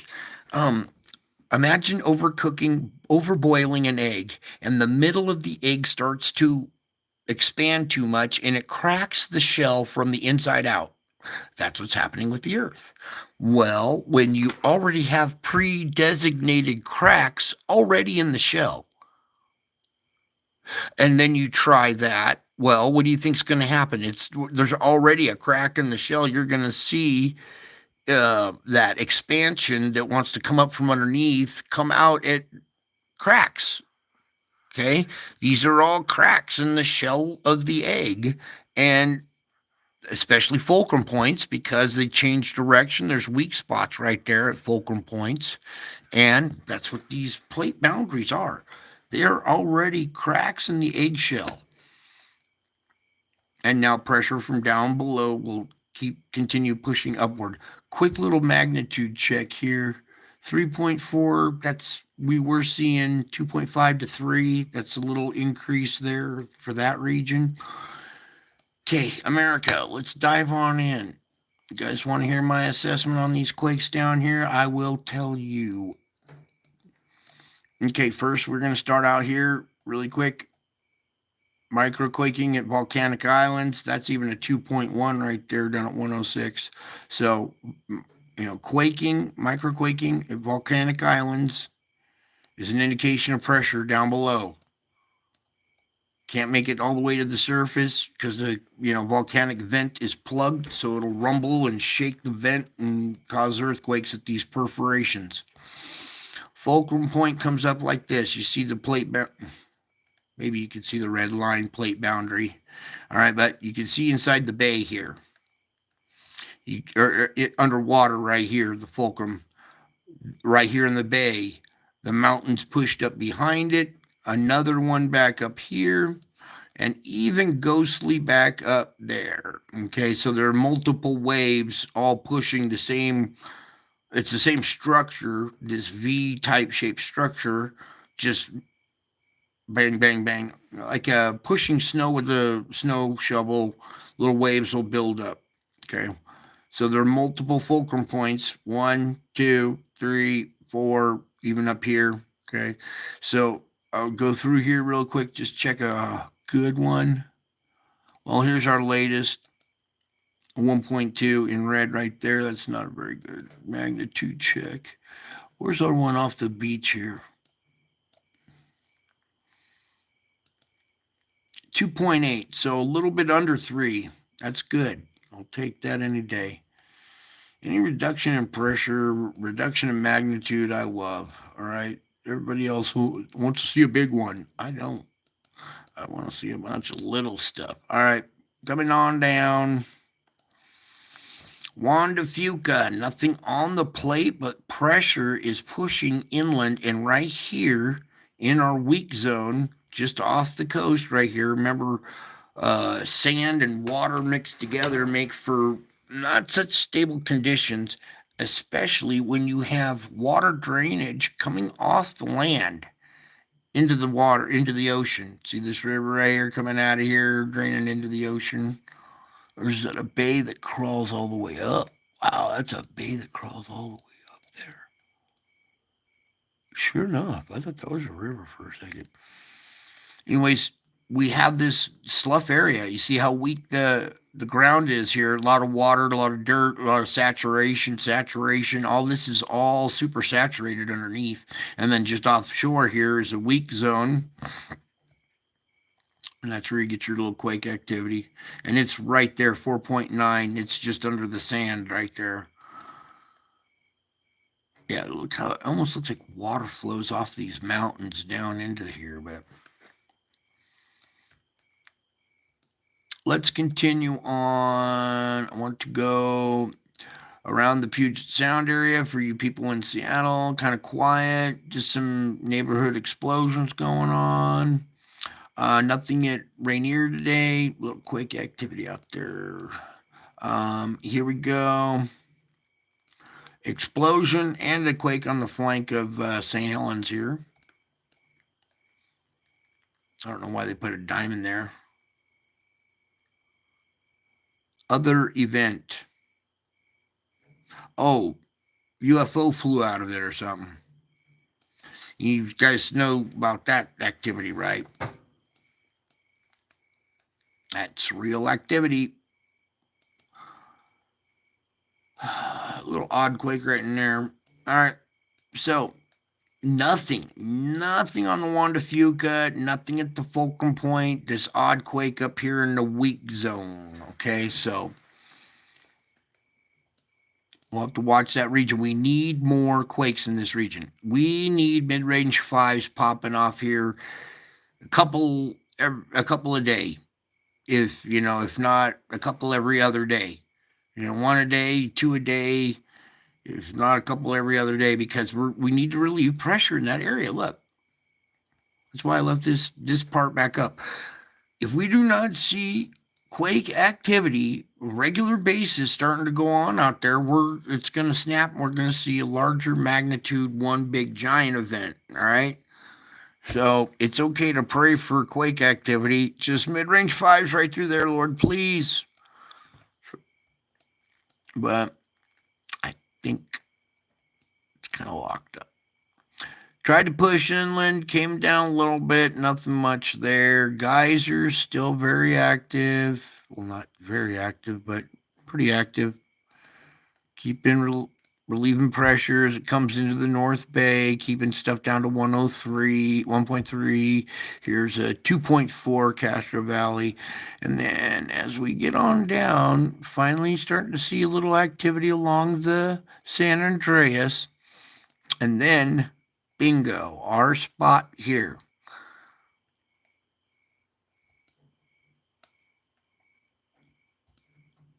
Hey, don't use the Lord's name in vain like that. Try using a different describer. 5.2 at a depth of 11, okay, with a tsunami alert in the middle of the desert. Do you see all these quakes? You don't? Well, 4.1, 3.2, 3.1. Remember I was saying how aftershocks relieve a lot of energy? Some of these aftershocks are 4.5. I mean, these aren't aftershocks.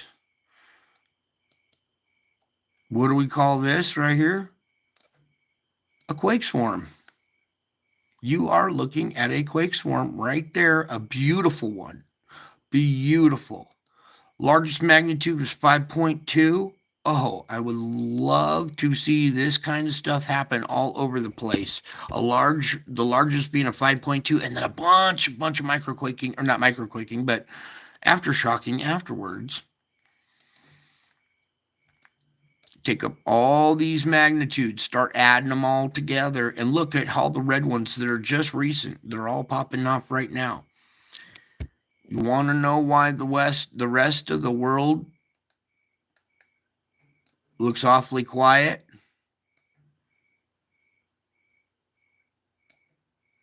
Because everything's happening right here, baby. Right there. Most of our activity is taking place right here in Southern California. The current magnitudes that are going on, 2.3s, 1.6, give me the biggest one. What's that one? 2.1.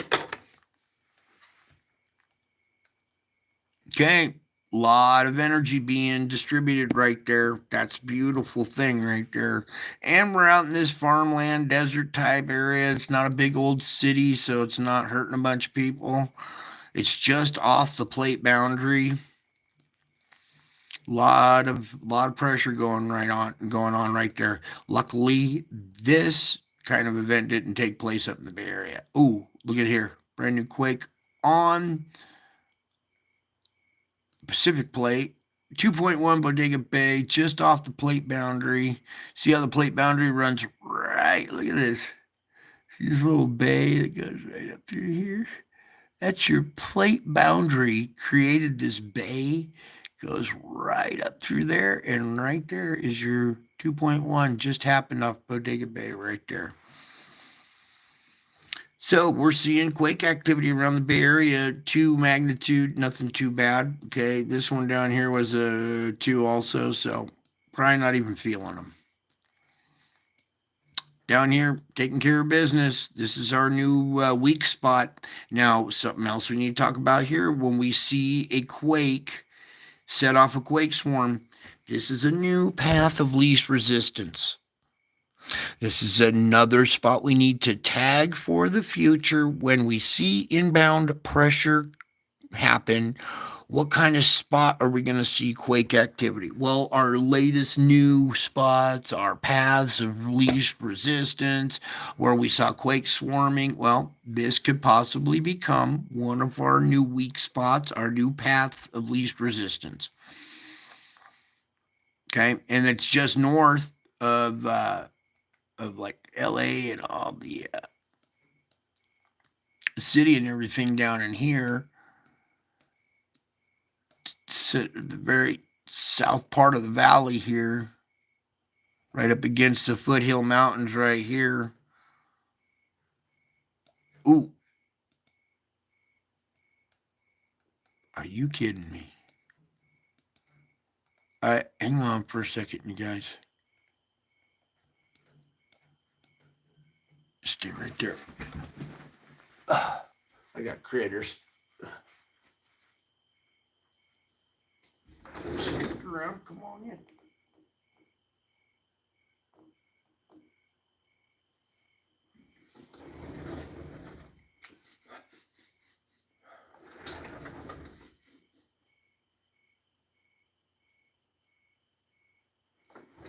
You know, folks. Nice perfume. Thank you.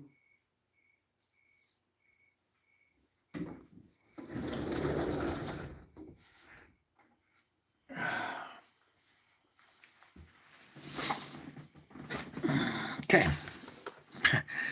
If you guys were here, you'd be losing your mind. Sitting next to me, you would be losing your mind if you saw what was going on. Magnitude 4 down at 8 right there. And then this latest one up here, 2.1 at Rosedale. This little region right in here. Watch out for your quakes for the next couple of hours in there until our quake swarm's over. Okay, we're done. Oh, Texas, magnitude check, 2.1, reduction of pressure. Nothing on the New Madrid, going up the coast, nothing. Good. We're Xing out a lot of these and getting the volcano report done, weather, and then we can talk shop.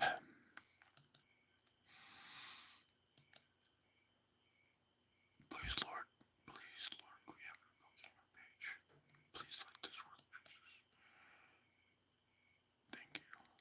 All right, can you see up there 34 and 28?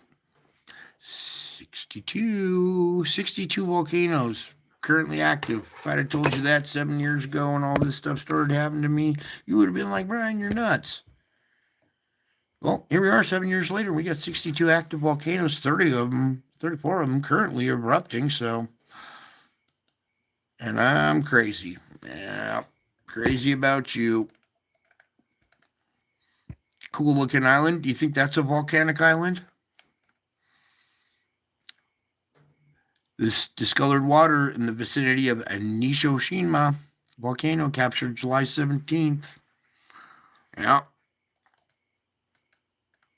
Nishoshima, the Japan Coast Guard, released a new series of images of the volcano from reconnaissance flights on July 17th. Discolored water continues to be detected in the vicinity of the volcano, likely associated with the hydrothermal system beneath the edifice.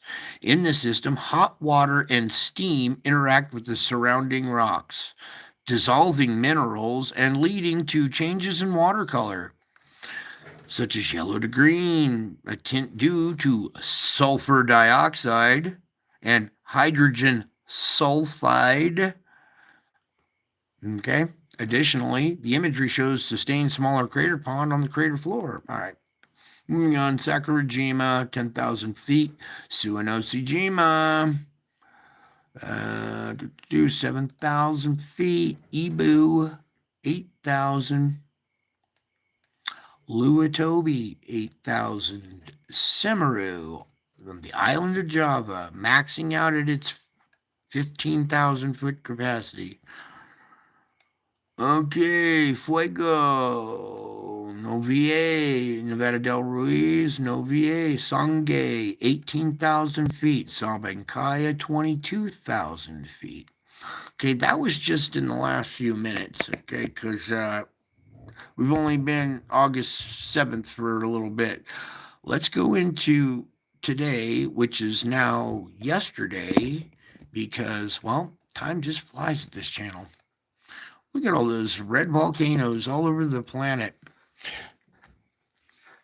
And that's what's above the water. Imagine what's going on below the water. 2/3 of the planet is underwater. Now, let's continue. Svarensky, the number of daily earthquakes in the area now continues to increase because of an increase in pressure. Sakurajima, what did it say? 7,000 feet. Bunch of little pictures, flower boxes. Eruption at 6,000 feet out of Suwanosejima. IBU, Ibu. A reminder to take some ibuprofen. 8,000 feet out of IBU. Luatobi, 8,000. Semeru, 15. Ducono, 8,000. Santa Guido, 14. Fuego, 16. Nevada del Ruiz, still on the map, but no VA. Sangay, 20. 22. Flight level, 22,000. Reventador, Sabancaya, 24,000. Urda Ale, local geologist, southern pit crater area, pulsating lava fountains. Pulsating lava fountains continue from a chain of at least 5 dome-shaped hornitos. Seniors, get yourself a nice Jeep truck. Okay. And there is your volcano report done. Let's get the weather out of the way. Weather is, well, off the hook, isn't it, folks? Because we have so many particulates and so much moisture content in the air now. Our water percentages are higher, our particulates counts are higher, so more raindrops. Stronger storms, all kinds of other spiritual events dictating weather as well. So what we're seeing is just kind of the best they can do with the models. Let that load up. Still this event for the up here. I have a feeling everybody's going to breathe a sigh of relief when the hurricane kind of ends and get caught off guard when it gets sucked north and turns severe up in there.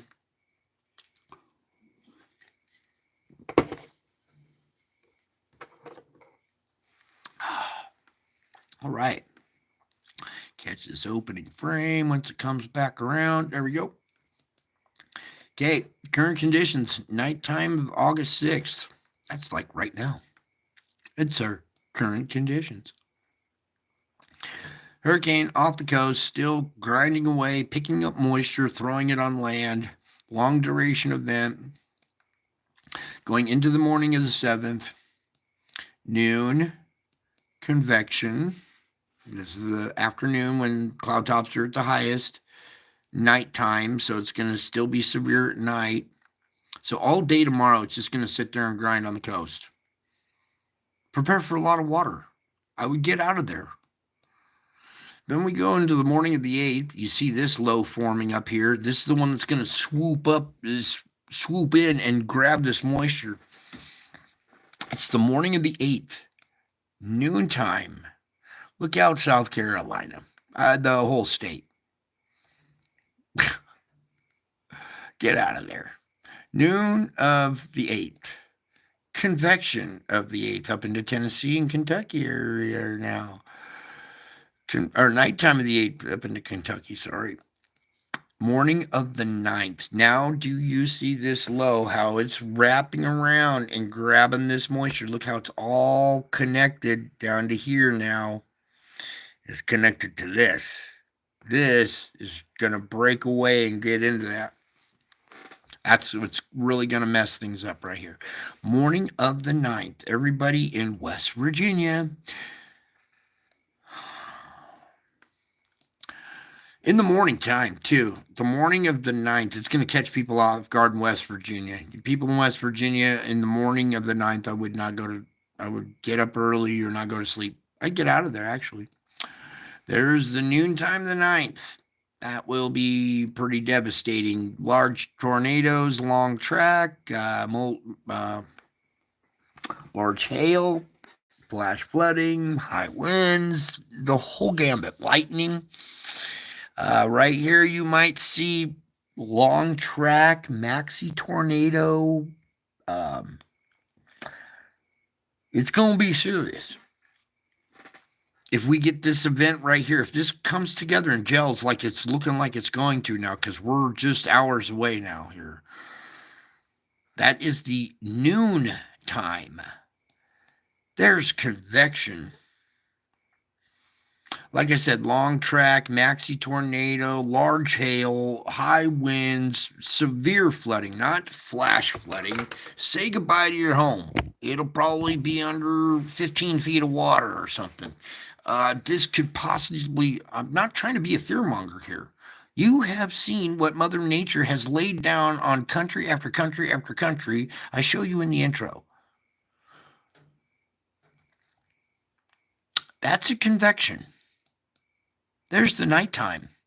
In the dark. It's just going to be savagely raping that part of the region. Morning of the 10th. Noon. Convection. Nighttime, morning of the 11th, noon, convection, nighttime, morning of the 12th, noon, convection, nighttime, 13, noon, convection, nighttime, 14, noon, convection, nighttime, 15, noon, convection, nighttime, 16, noon, convection, nighttime, 17, noon, convection, nighttime.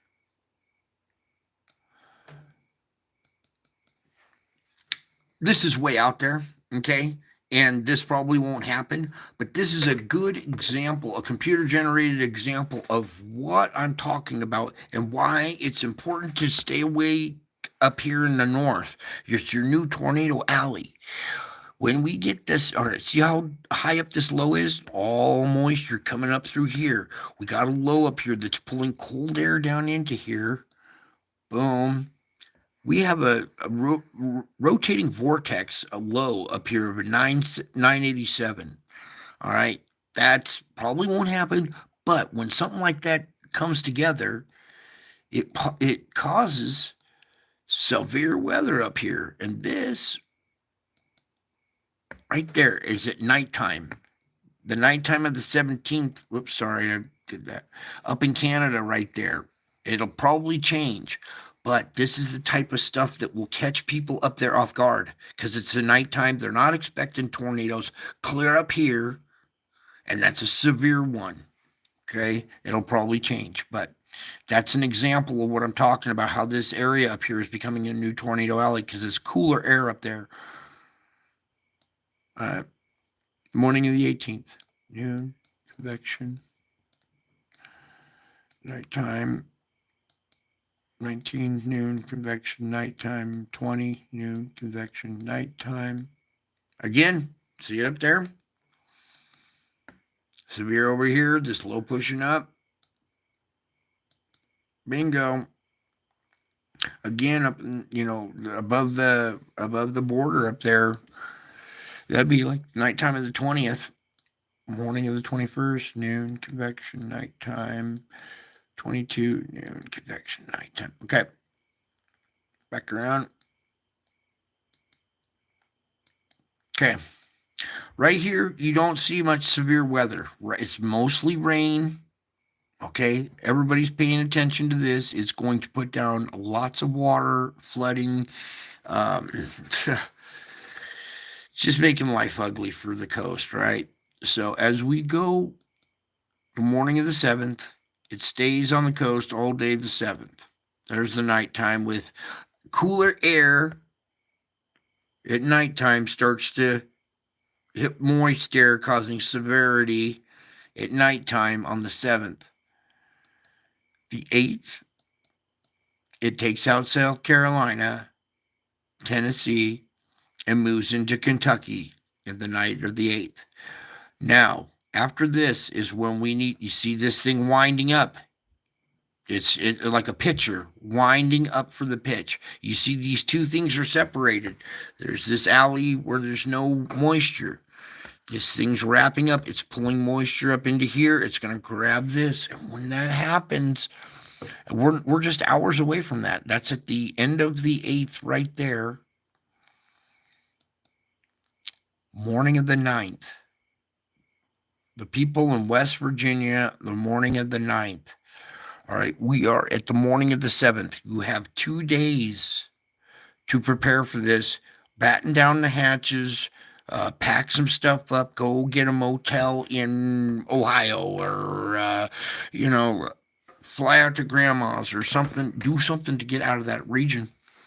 You don't want to be around in the devastation of this. Okay, picking up at convection of the 8th, nighttime of the 8th. Now here we go. Morning of the 9th, noon. That's going to be gnarly right across Pennsylvania. This up here too. Don't get caught off guard by that either. Convection right there, the 9th. That will be New York State. Here, let's just. And now this isn't, right on the money. It could be just a little bit behind, could be a little bit forward. But everybody in that region, especially if this low digs in and starts to wind up, you might as the moment you see this low settle in and start to wind up, get out of there. Get out of there. Don't listen to any other forecasts. When you see this thing starting to wrap up here on any other forecast model, or as we get closer to this time, don't watch this part. When this thing starts to rotate up here, get out of there. I am telling you, it's not a game. There's going to be loss of life. There's going to be, property damage. It's just going to be a nightmare.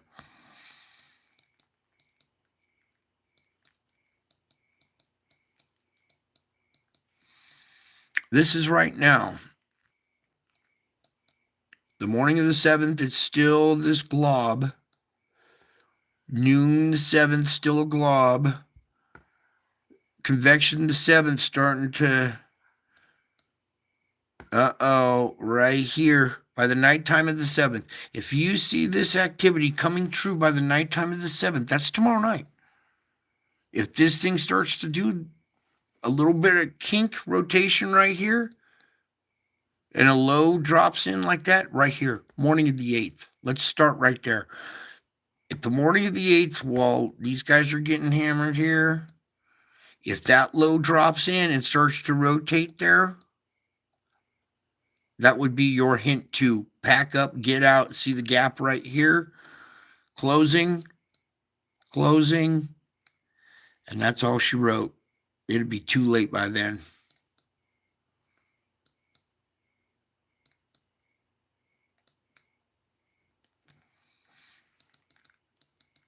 That's our next nearest thing. I'm not going to report on anything else besides the wrapping up of this hurricane, and then the kidnapping of it by this low. Oh, you see how it's just taking that and throwing it right at the state of New York.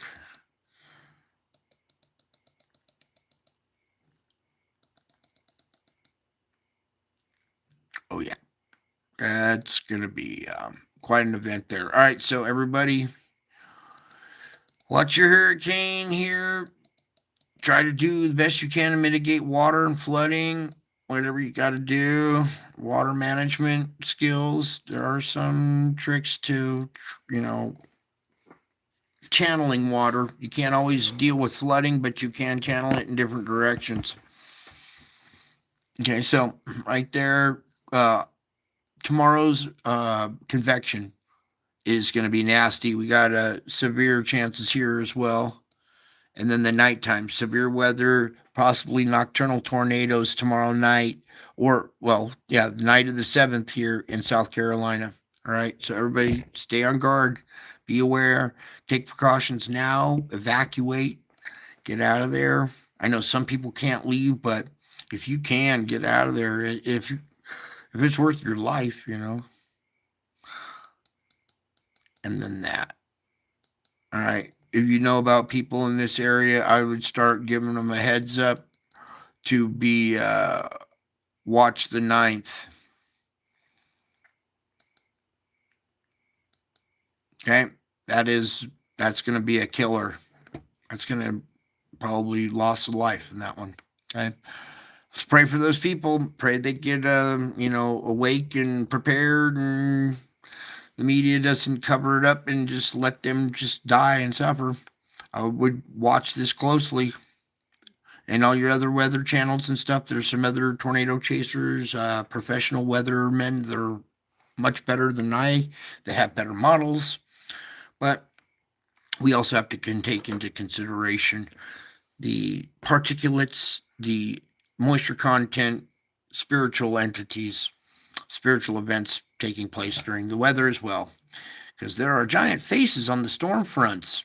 Storm chasers are chasing these storms, and these giant freaking faces are growling at them. I'm like, oh my God, if you could see that, you would not chase that storm. It's a good thing you can't see that, because you would stop storm chasing. And let's get us a couple of images like I'm talking about here. Well, for instance, we pulled this one up last night. Imagine if you saw this demon face on the front of a storm, and out of its mouth comes a tornado that touches down onto the ground. Or, for instance, you look up and here's the big old bad wolf, the big bad wolf in the sky, and he's huffing and puffing and blowing clouds out of his mouth, and this big gust of wind comes along and knocks over your house. Can you see that? You see the eyes? Here, let's zoom in real quick on these eyes.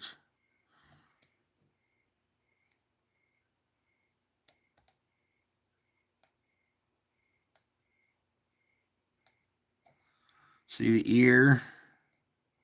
There's a black nose. His mouth is open. He's huffing and puffing, and clouds are coming out, right? See the clouds coming out? Yeah, if you were chasing a storm and you looked up and this, all of a sudden the storm did this to you, you'd be like, maybe I won't storm chase anymore. The storm starts chasing you. Wouldn't that be spooky if the storm started chasing you?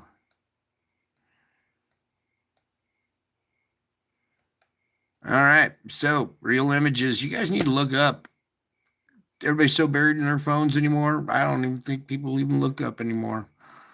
Good thing too, because they'd see something like this pop out of the sky and go, "Hi, what are you doing, man? Are you on your phone and driving? Are you texting? You know that's illegal, right? Even at a red light."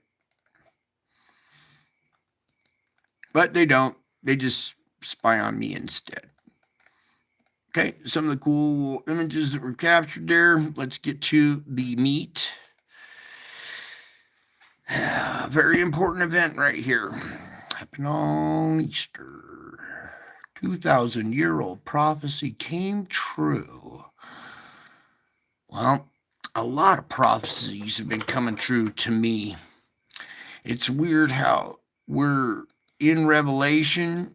You guys are, it's all around, it's happening all around you, but it's physically happening to me. Not around me, physically happening to me. Physically, it's excruciatingly painful. But I have managed to do the best I could with capturing and documenting as much of this, my testimony here, what happened to me since September 10th. Oops, 2017. Right, there's good. I think. Watch out the wavy lines. All right, all these giant faces showing up in the clouds. We got UFOs that, well, always kind of followed me since I was a kid. Okay, I seen my first UFO when I was 4 years old, a daytime sighting up close. I knew exactly what it was.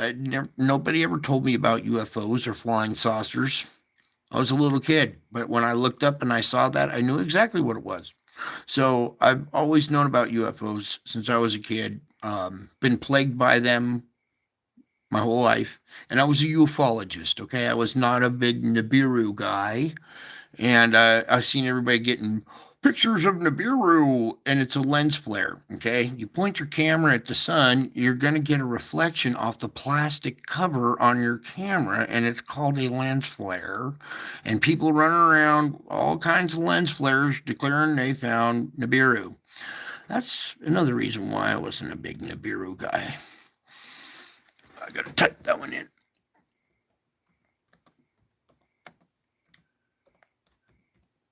Did I get too many L's? No. Okay, good.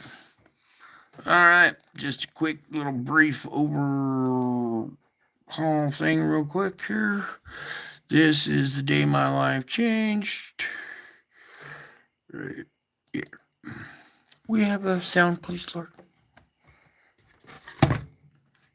Here's our object right here. Thank you.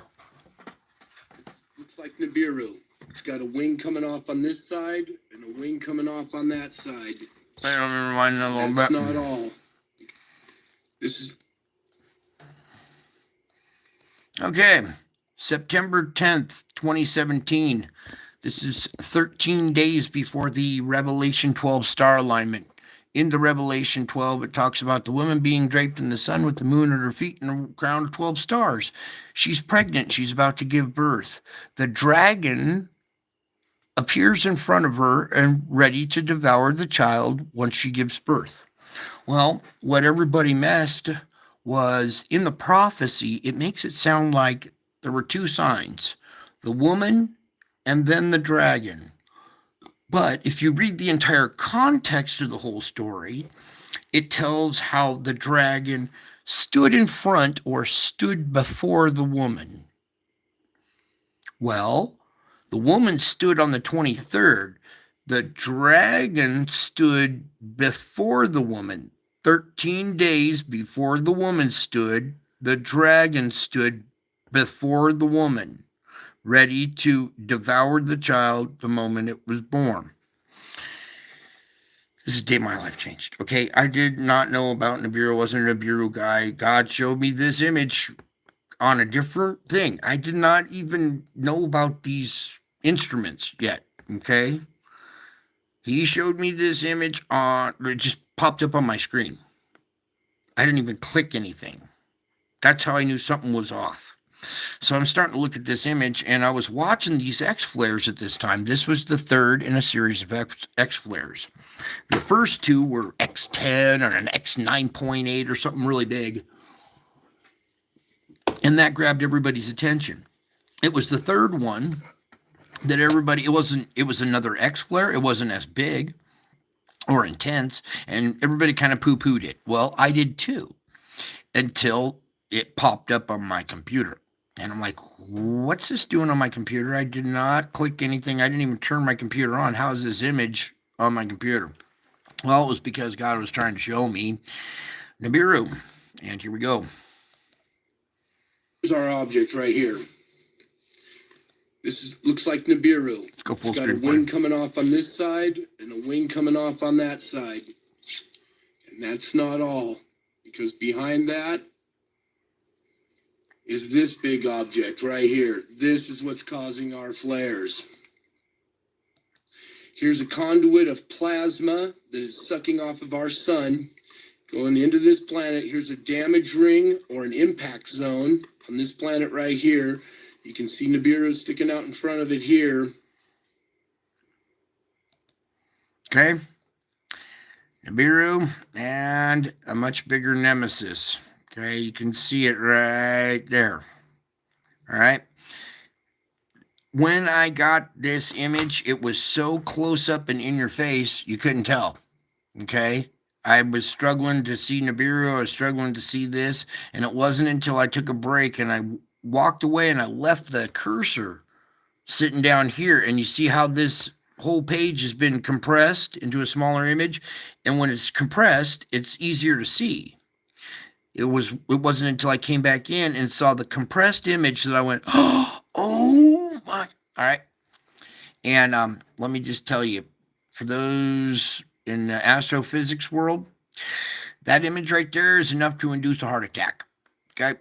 Because when you understand how big this is compared to our sun and what it is doing to our sun,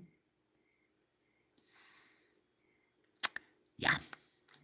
So you got to have a good foundation to absorb this, well, the information I'm laying down, the knowledge I'm giving you. That's the dragon of Revelation 12. Everybody saw the woman and they missed the dragon. God showed me the dragon and told me to warn everybody. Now, at this point in my life, I'm going, okay, what's going on? And then I see this, I understand astrophysics, I know that this is a much bigger object, I can see what it's doing, and I understand the end of the story. And that pretty much means, well, let's just say we all gotta die someday, right? So, and there it is. That's what's gonna kill you right there. And when you find that out, it's kind of devastating and can be crushing, right? It can crush your spirits. And then you got to report on it too and tell people something that they're not going to want to hear or believe, right? Because nobody wants to hear the bad news. They want to see cool looking Nibiru with wings. They don't want to know that they're about to die.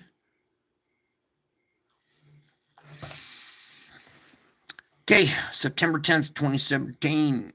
Now, after that, all kinds of spiritual events started happening to me. Angels showing up, Mary and angels showing up in my home. The Revelation 12 baby being born in my home, in my garage.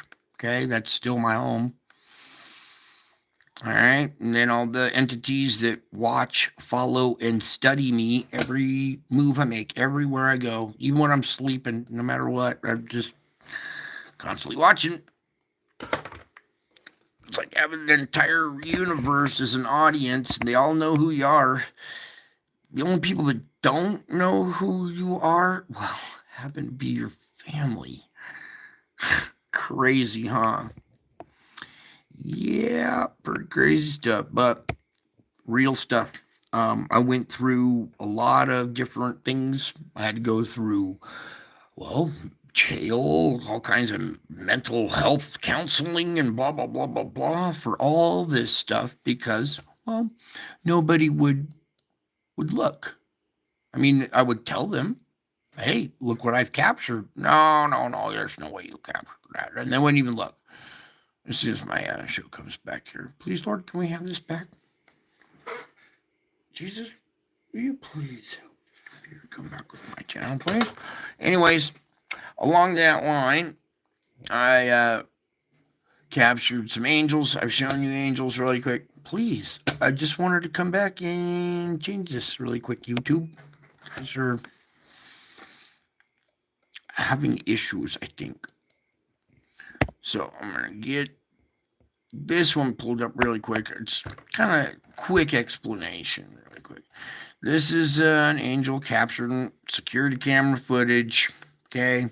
Flippy, the AI-powered kitchen robot from Miso Robotics. This video is admissible as evidence in a court of law. Okay. In fact, they like to have security camera video and use it as evidence in a court of law because it shows the perpetrator, right? Well, the perpetrator that broke in wasn't a person. They didn't steal anything. It was an angel. You see this little angel floating over this kid here? Show you this one. This is an angel that was captured on my security cameras, and now I've run it through the filter here. So if you turn your head to the right about 45 degrees, you can make out the head, the hair, the breasts. It's a female, the torso, the waist, the legs coming down here, a wing coming off here, a wing coming off over here.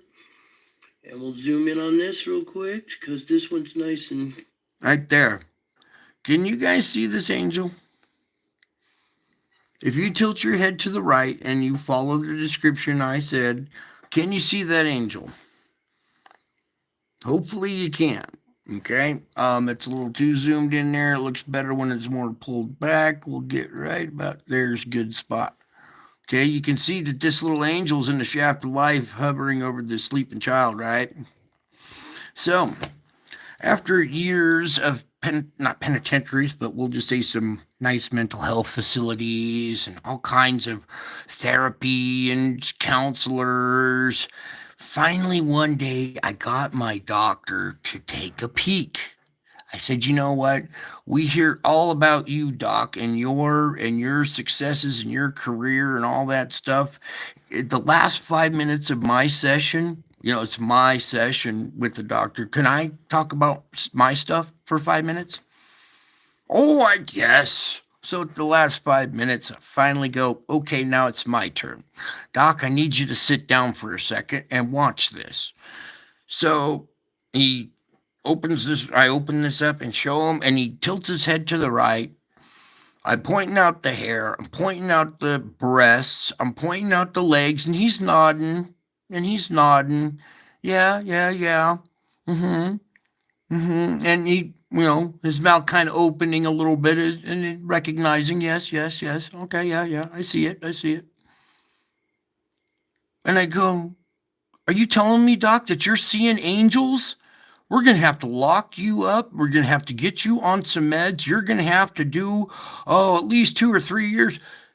And then it occurred to him, oh shit, I just put this man through all kinds of hell because I did not look. I didn't tell him I was seeing angels. I told him I was capturing them on my security camera. That's a big difference between capturing them and seeing them. But when you capture them on a security camera, then you see them, don't you? Oh, and therein lies seeing angels. Oh dear, you're going to need medication, you're going to need therapy. Oh, psychiatrist, doc, everything is different than what you thought it was. Huh, you thought I was crazy and just telling some crazy tale, huh? You put me through so much stuff because you wouldn't take 5 minutes to look? All this could have been, all that agony could have been spared. All that shit could have been, all that wasted time. If you'd have just taken 5 minutes, 5 seconds to look and listen when I said I captured angels and you can see them. Oh, you captured an angel. Oh, I see it.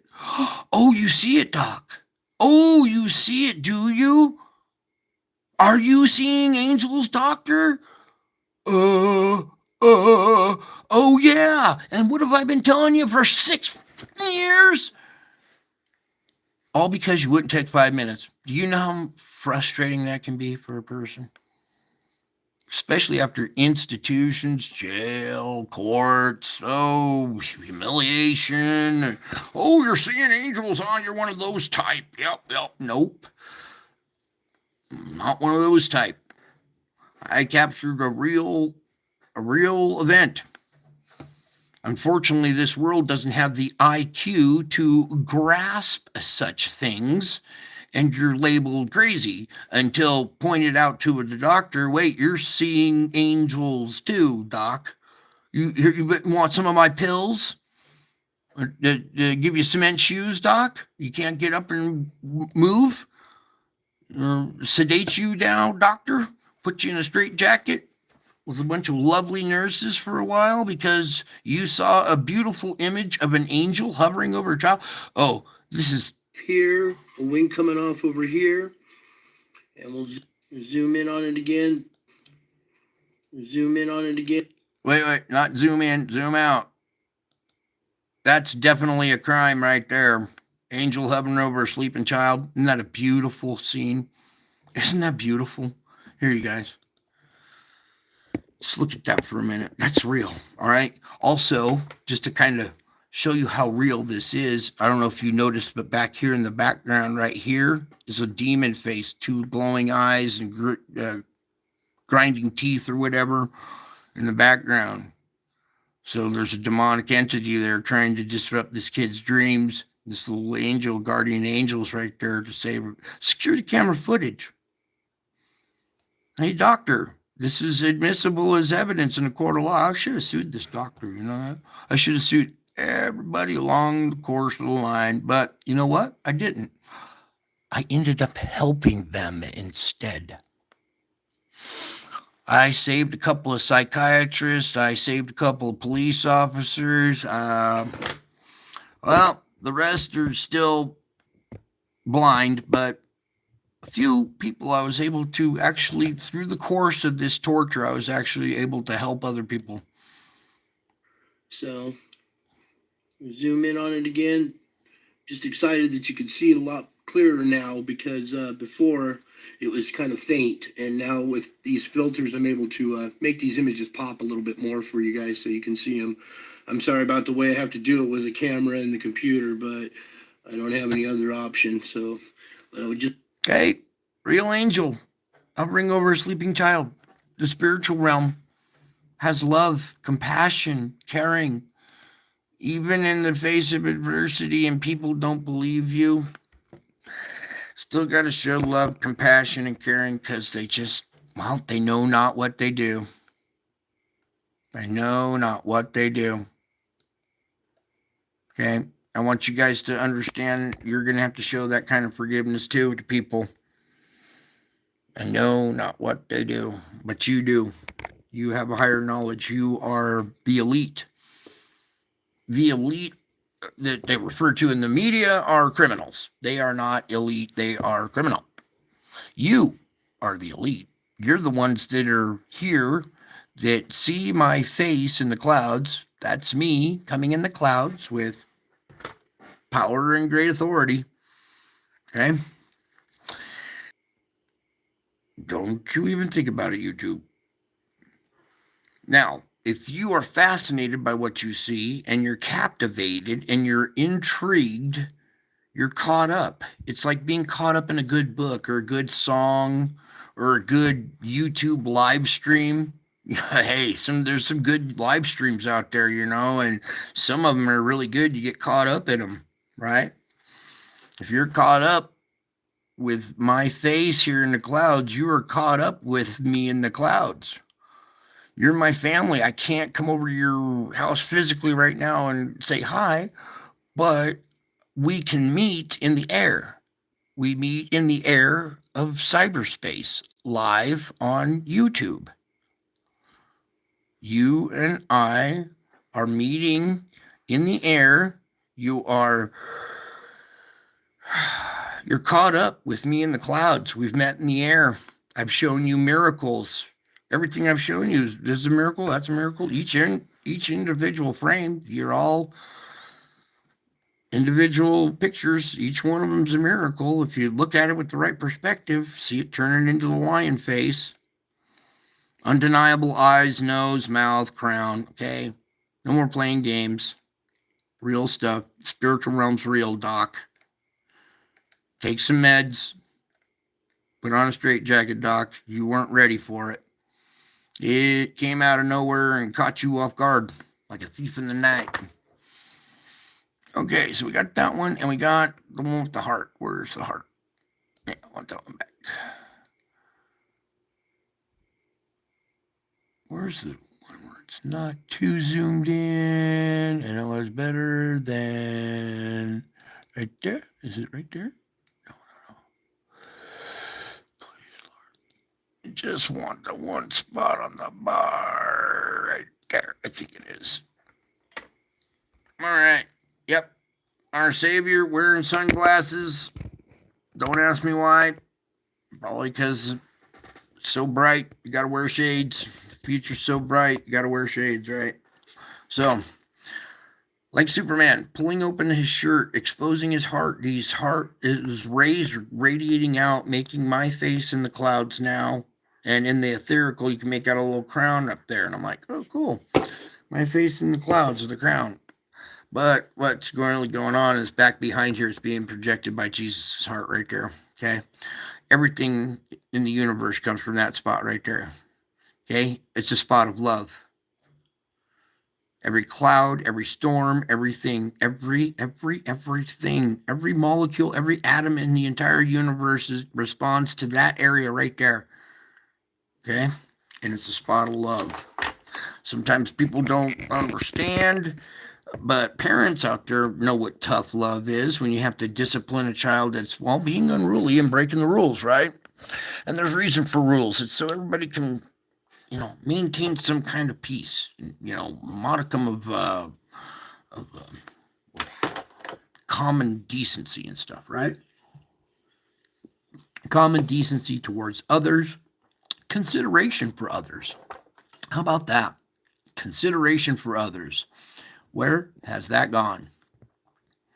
Pretty hard to find these days, all right? But it's important to understand all the weather phenomena, all the earthquakes, everything going on around the sun.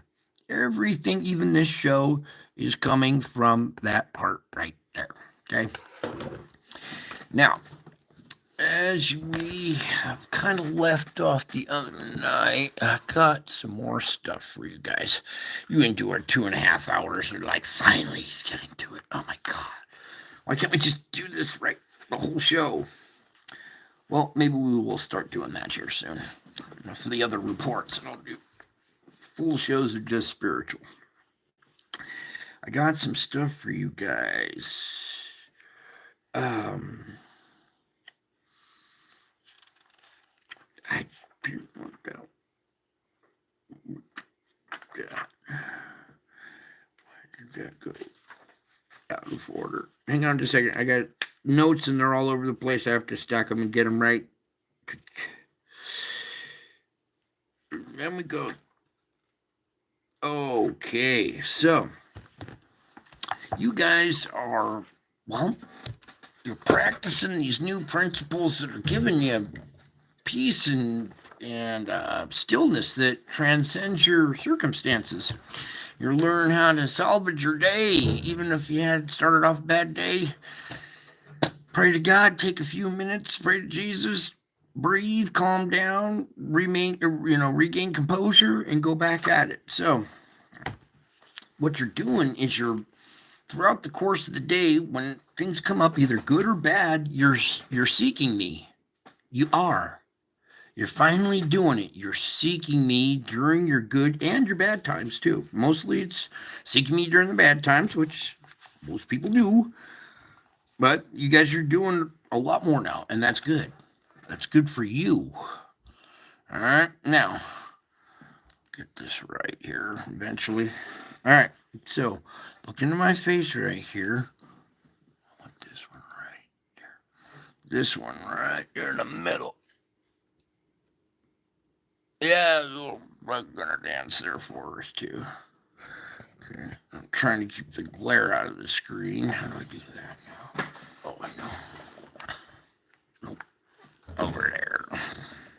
All right, cool. You can see that face. You can see the line face, the crown, and everything. All right, good.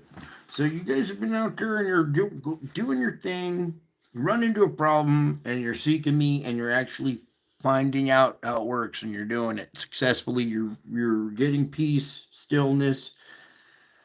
Even not right at first, you continue to try, and eventually it comes. And you got to keep continuing to try, because if you give up, you're just going to go right into that slippery slope of self-pity and depression. You have to work to stay away from that pit of pity and depression. So you're seeking me. That's good. And as you seek me, I encourage you to rejoice and be glad in me. Take time to praise me in psalms and in songs, and think about who I am. I dwell in splendor, majesty, and beauty. Then remember how I left the glory of heaven and came into this world so I could bring you into my kingdom of everlasting life and light. All of this helps you to be joyful in me, your Savior. It helps you to be joyful. You're joyful in me because you know I'm here. You know this is the real deal. You know that this 2,000-year-old prophecy came true on Easter. That I am who I say I am.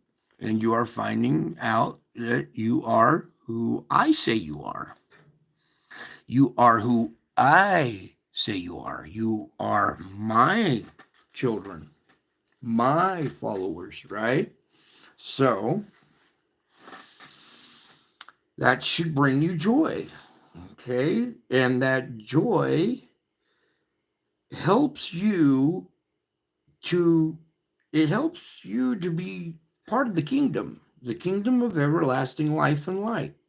This joy ushers you further into my holy presence, helping you draw nearer to me. How do you draw nearer to me? We're building a relationship here, aren't we? That's how you draw nearer. You're getting to know me. I know everything about you already. You're just getting to know me. And this light is not working out right there. Okay, now we'll switch then. We'll get up to this one here. Oops, we darkened it. Okay, that heart right there. We'll just kind of focus on that one. You've seen enough of the crown right there for me. Now, I want you to be joyful because that joy ushers you further into my holy presence. The word holy, by the way, doesn't mean goody goody. It doesn't mean perfect and perfectly white. No, the word holy means set aside for spiritual purposes. Set aside. It doesn't mean you're like perfect. No, holy means you have been chosen. You've been set aside for spiritual purposes. That's what holy means. Okay? I don't know what you guys learned in school or what they taught you, but the word holy means set aside for a divine purpose.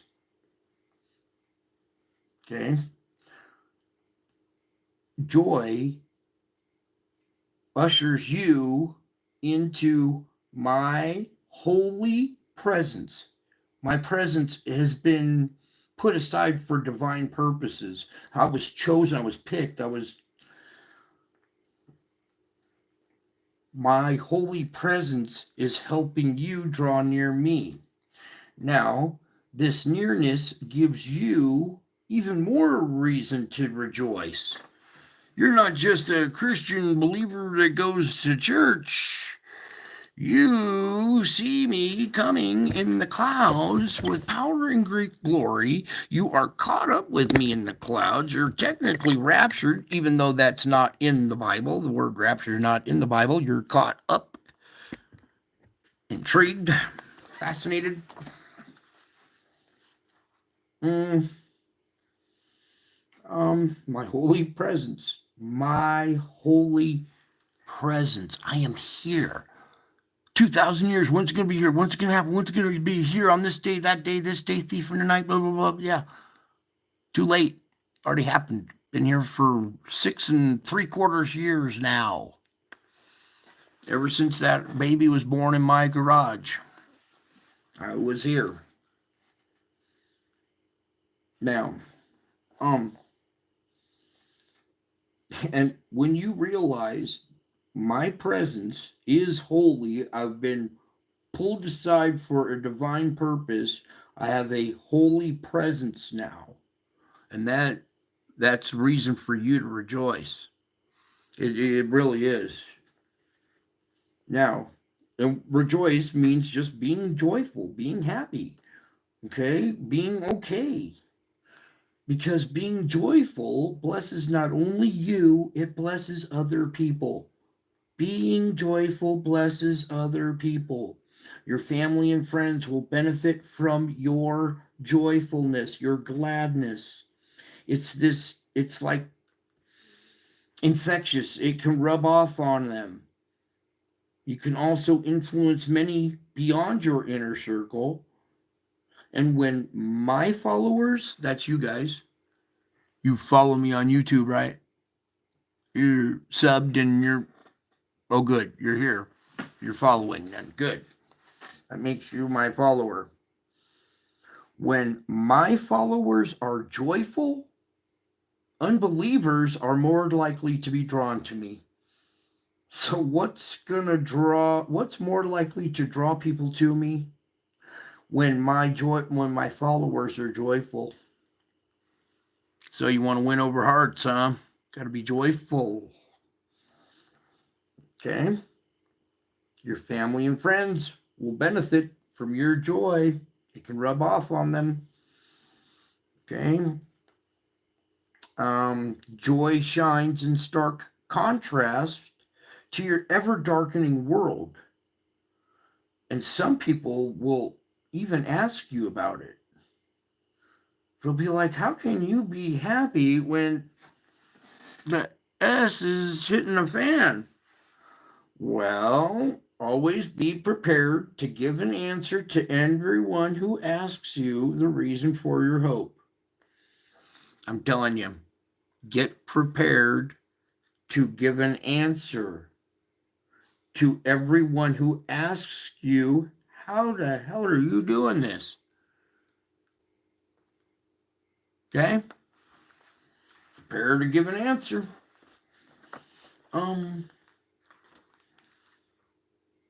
Is that the next one? No.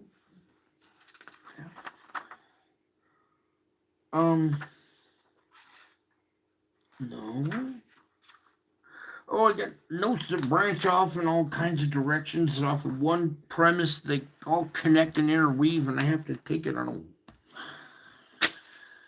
on one path, and I want you to, yeah, right here. Okay, you're looking at your rock. You're looking at your foundation. You're being read story time by your father. That's your father. That's your savior. That's your buddy, your pal, your protection, your shield, your joy, your peace, everything.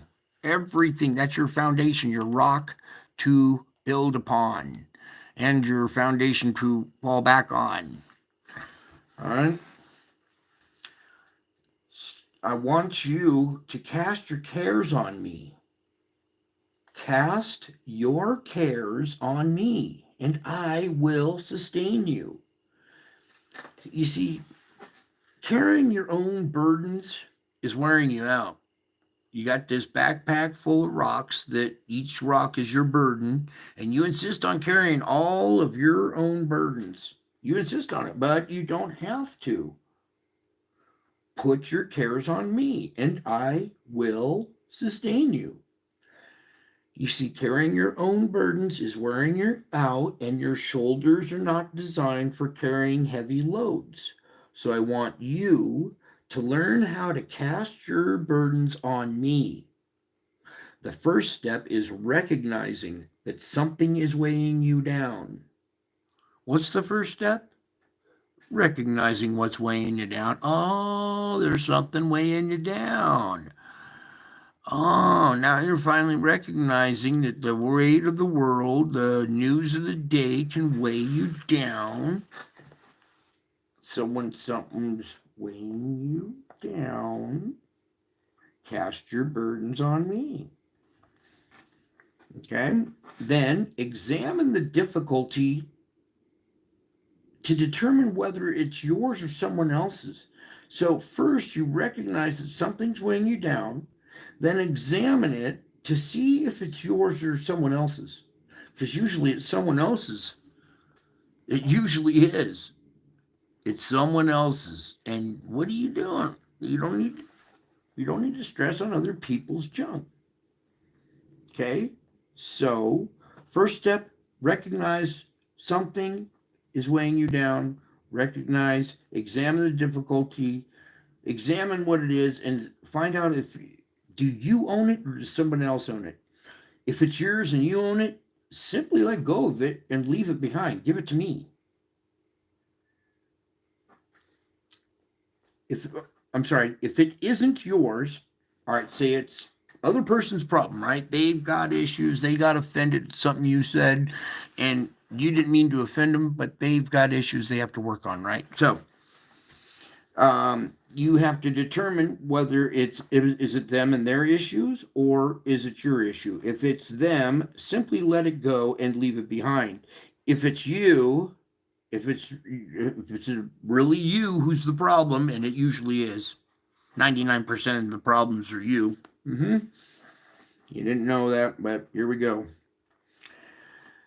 When you recognize that it's you who's the problem, I want you to talk with me about it. I will help you see from my perspective, and I will show you the way forward. So be prepared to take action as needed, but don't let problems weigh you down.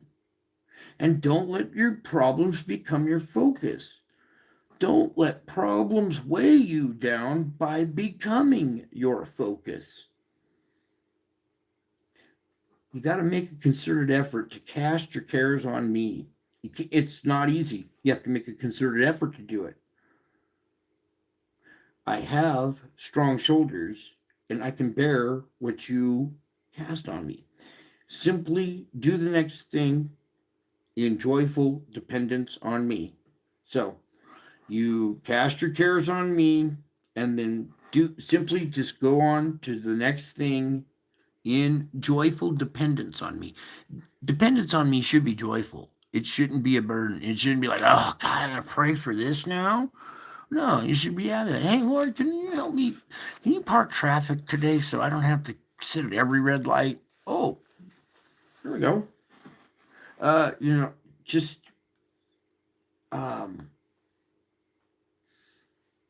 you gotta, it's really hard to move on to the next thing. We sit there and stew over stuff. So you gotta let go, cast your cares on me, let it go, and move on to the next thing in joyful dependence on me. When you do that, be encouraged by my promise to sustain you, to hold you up and provide what you need. Not what you want, what you need. Okay? Be encouraged by my promise. I promise to sustain you. I promise to hold you up and provide what you need. I will supply all your needs according to my riches and glory.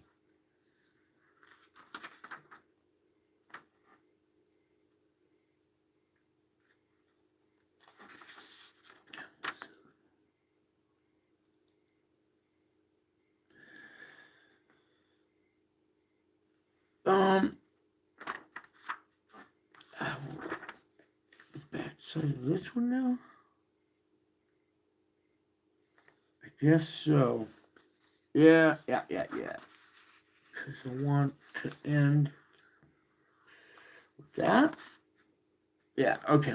Here we go. Sorry. Sometimes I'm organized, sometimes I'm all over the place. I have random, abstract, concrete, sequential fighting each other in my head for...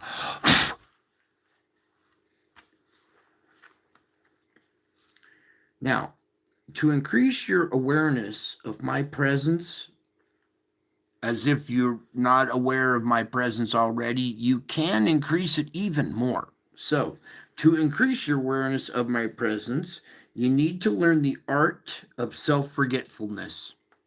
It's an art. You have to learn the art of self-forgetfulness. We have to kill the ego. Okay, the ego is always the problem. It says, "Oh, I can do this, I can do that, I can do whatever I want," and then you end up in trouble. You end up with something happens, and it's just not. It didn't turn out the way you thought, right?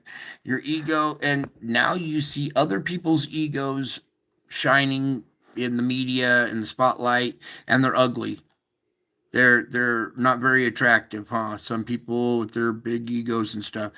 Me, I'm different. This is actually happening to me. You can't go and say I'm a humble man. I'll try to say I'm trying to be as humble about this as I can. Okay, I'm a normal guy who went through something supernatural, and it's well, it's supernatural. It's just outside the ordinary. Okay, you have to learn the art of self-forgetfulness. Okay, in in jail, in the institutions, I was killing my ego, right? Didn't matter who I was there in the straitjacket or whatever, handcuffs, doesn't matter, because I had to learn the art of self forgetfulness. Okay, so when you when you're practicing the art, when you're perfecting the art of self forgetfulness, your awareness of my presence increases. Do you see that? When you stop thinking so much about you, your awareness of me increases. So, to increase your awareness of my presence, you need to learn the art of self forgetfulness. You were not designed to stay focused on yourself. This inclination is a deadly trap, and I have equipped you to live supernaturally. Uh-oh, like I have to? Wait a second. I've equipped you to live supernaturally. See, I have to live supernaturally because of what's happened to me now. Okay, and what I've been through, I have to live outside the natural. I have to live supernaturally. And now I have equipped you to live supernaturally. And since the moment you asked me to be your Savior, you have had my Spirit living in you. Ask this Holy Spirit to free you from self centeredness. Practice the art of self forgetfulness. Free yourself from self centeredness. Start thinking about other people, consideration for others, instead of what you want, what you want, what you want. Everybody's so self absorbed. Okay? Ask the Holy Spirit to free you from self centeredness. You can try to do it yourself and try and try and try, but you won't have success until you ask the Holy Spirit inside you. Ask yourself inside yourself to free yourself from self centeredness. Can you do that? Ask yourself inside yourself to free yourself from self centeredness. That one really threw the doctor for a loop, dude. He was like, uh, uh, I think I got it, dude. I'm like, really, Doc? Good. You know who teaches that concept, Doc? Who does that? Well, there's a guy who wrote a book. He teaches that. Well, he didn't write a book, but there's a book about this guy who teaches those practices. Yeah, if he had only read the Bible, he would have seen who was standing right in front of him. Well, at least he sees angels now. That's a good thing. I have equipped you to live supernaturally. I've equipped you with the Holy Spirit. Ask the Holy Spirit to free you from your self centeredness. And it's going to sound stupid, but a simple prayer like, "Help me, Holy Spirit." It's that simple. I'll give you a little example. One of my prayers right before the show: Jesus, I speak through me. Holy Spirit, speak through me. I don't know how to rehearse this show. I don't know how to tell these people. I need your help, Jesus. I need your help, Holy Spirit. Holy Spirit, Jesus, I implore you, speak through me. Simple. Just like that. And it works. It doesn't have to be thou, thee, thy. Help me, Holy Spirit. Help me, Jesus. Speak through me. I'm your vessel. You do the talking. They don't want to hear from me. They want to hear from you. I just do what you tell me. You speak through me so they hear you, not me. Okay? When you do that, you're employing the Holy Spirit that's inside you. Okay? There's where you should be focusing your self-awareness. It's not on your look and on your likes and on your profile. Your self-centeredness should be focused on your Holy Spirit that's inside you. How about that one? One thing that traps you in self-absorption is being overly concerned about how you look in the mirror and how you look in the eyes of others. So instead of making yourself the object of your thoughts, gaze at me and be attentive to the people around you. Okay? Enough of the memes. Everybody got a bad case of the memes. Oh, me, this, me, that. I need, me. Hey, what about doing something for someone else? Actually makes you feel good when you do something for someone else. You know, when I'm having an issue and I'm having a hard day and I'm doing some salvage work like right now, I have learned that for me, when I help somebody else out, that makes me feel better. So when I'm having an issue, I know the first thing, I better go find somebody to help. Not, oh, poor me, someone picking on me. No, I better go find somebody to help because I know that'll make me feel better. Instead of making yourself the object of your thoughts, gaze at me and be attentive to the people around you. Consideration for others, please, folks. Ask my spirit that's inside you to help you look beyond yourself with eyes that really see. You are safe in my everlasting arms, and you are complete in my loving presence. I am here. My presence is here now. My loving presence with that little heart thing is here now, and you are complete. I complete you. I complete your faith. I complete your faith into knowing now. You know now. You know that you have more power and authority than you know and you think. You really do. I'm going to teach you how to do it too. Okay. Again, ask the Holy Spirit to help you look beyond yourself. Okay? Self-absorption is being concerned about how you look in the eyes of others and how your appearance is. So quit worrying about your looks. Quit worrying about how people view you. It's none of your business what people think about you anyways. Shouldn't know that. So don't worry about it. All right? That frees you up. You're so wrapped up with how other people view you that you can't even go live. But I have equipped you to live outside the natural. I've equipped you to live supernaturally, and you don't have to be self-absorbed. You don't have to be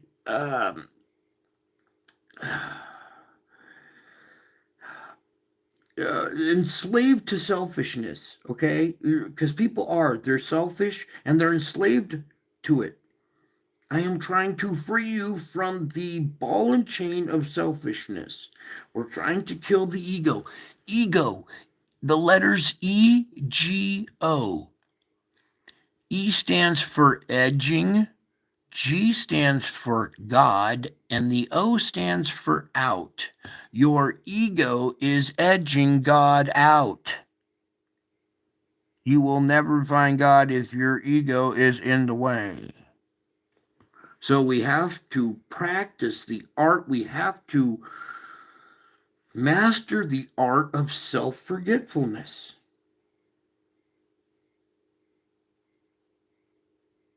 Okay?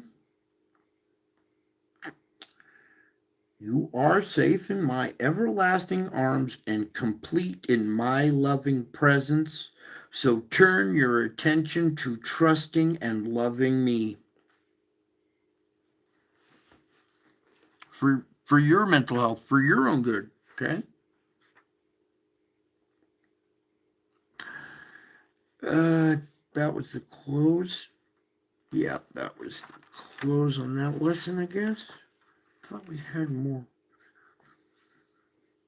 No, that's totally separate branch. There was like another tag, reference tag, something.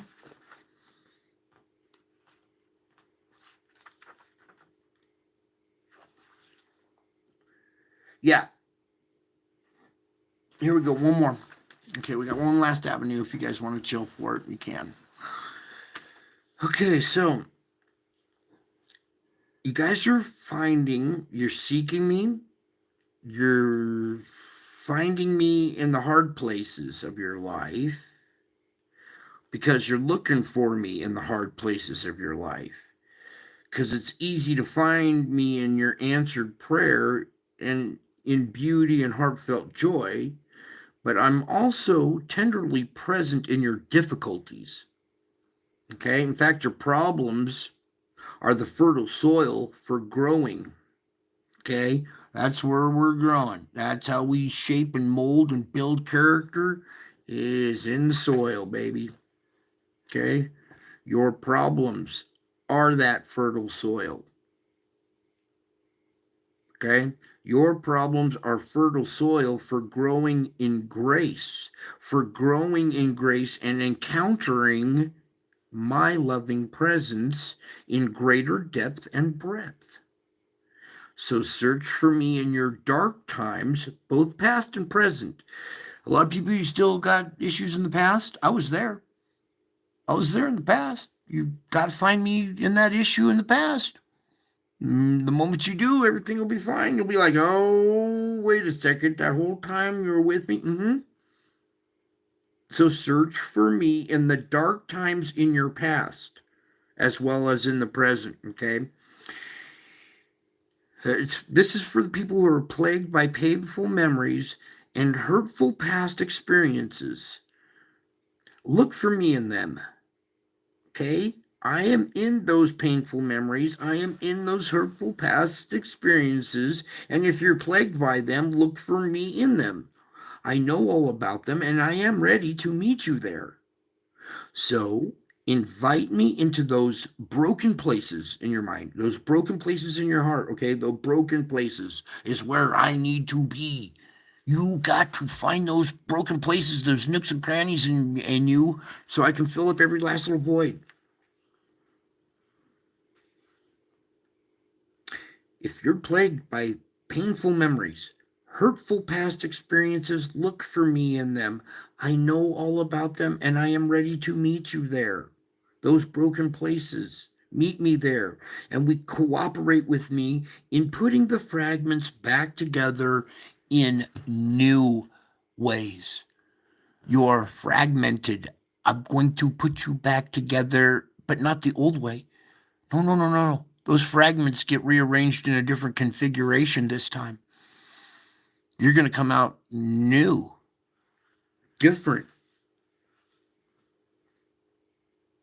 Invite me into your broken places and cooperate with me in putting those fragments back together in new ways. If you are walking through tough times in the present or in the past, remember to cling to my hand. When you're walking through tough times in the present or in the past, remember to cling to my hand. Even in the future, remember to cling to my hand.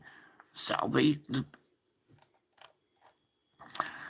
foundation, rock, foundation, cling to it, hold on to it, hold my hand tightly. You're going to need it into the future. And when we're in those broken places, cooperate with me in putting you back together in new ways. Cling to my hand in tough times. And against the dark backdrop of adversity, the light of my presence shines in transcendent radiance. This light blesses you abundantly, providing both comfort and guidance. I will show you the way forward, step by step. As you walk close to me, I will draw you into deeper, richer intimacy with me. The end. Okay? As you walk close to me, I do indeed draw you into deeper, richer intimacy with me. Our relationship is growing stronger and stronger, deeper intimacy. The deeper the intimacy, the more trust, the more peace, the more comfort, the more guidance, the more courage. The more you lean, the more you get. The more you trust, the more you get. I just keep giving and giving and giving and giving and giving and strengthening, and I encouraging, and just keep going. And we'll just keep doing this for eternity. How's that sound? Unless you got someplace else better to be, but you don't. You want to be as close to me as you can. Okay. Against the darkness, the backdrop of adversity. Okay, the backdrop is the darkness of adversity. You are overcoming adversity. What happens when you overcome adversity? It makes you stronger, doesn't it? Yeah, you people prayed for strength, you get adversity. How else are you supposed to get stronger? How else are we supposed to build character? By overcoming adversity.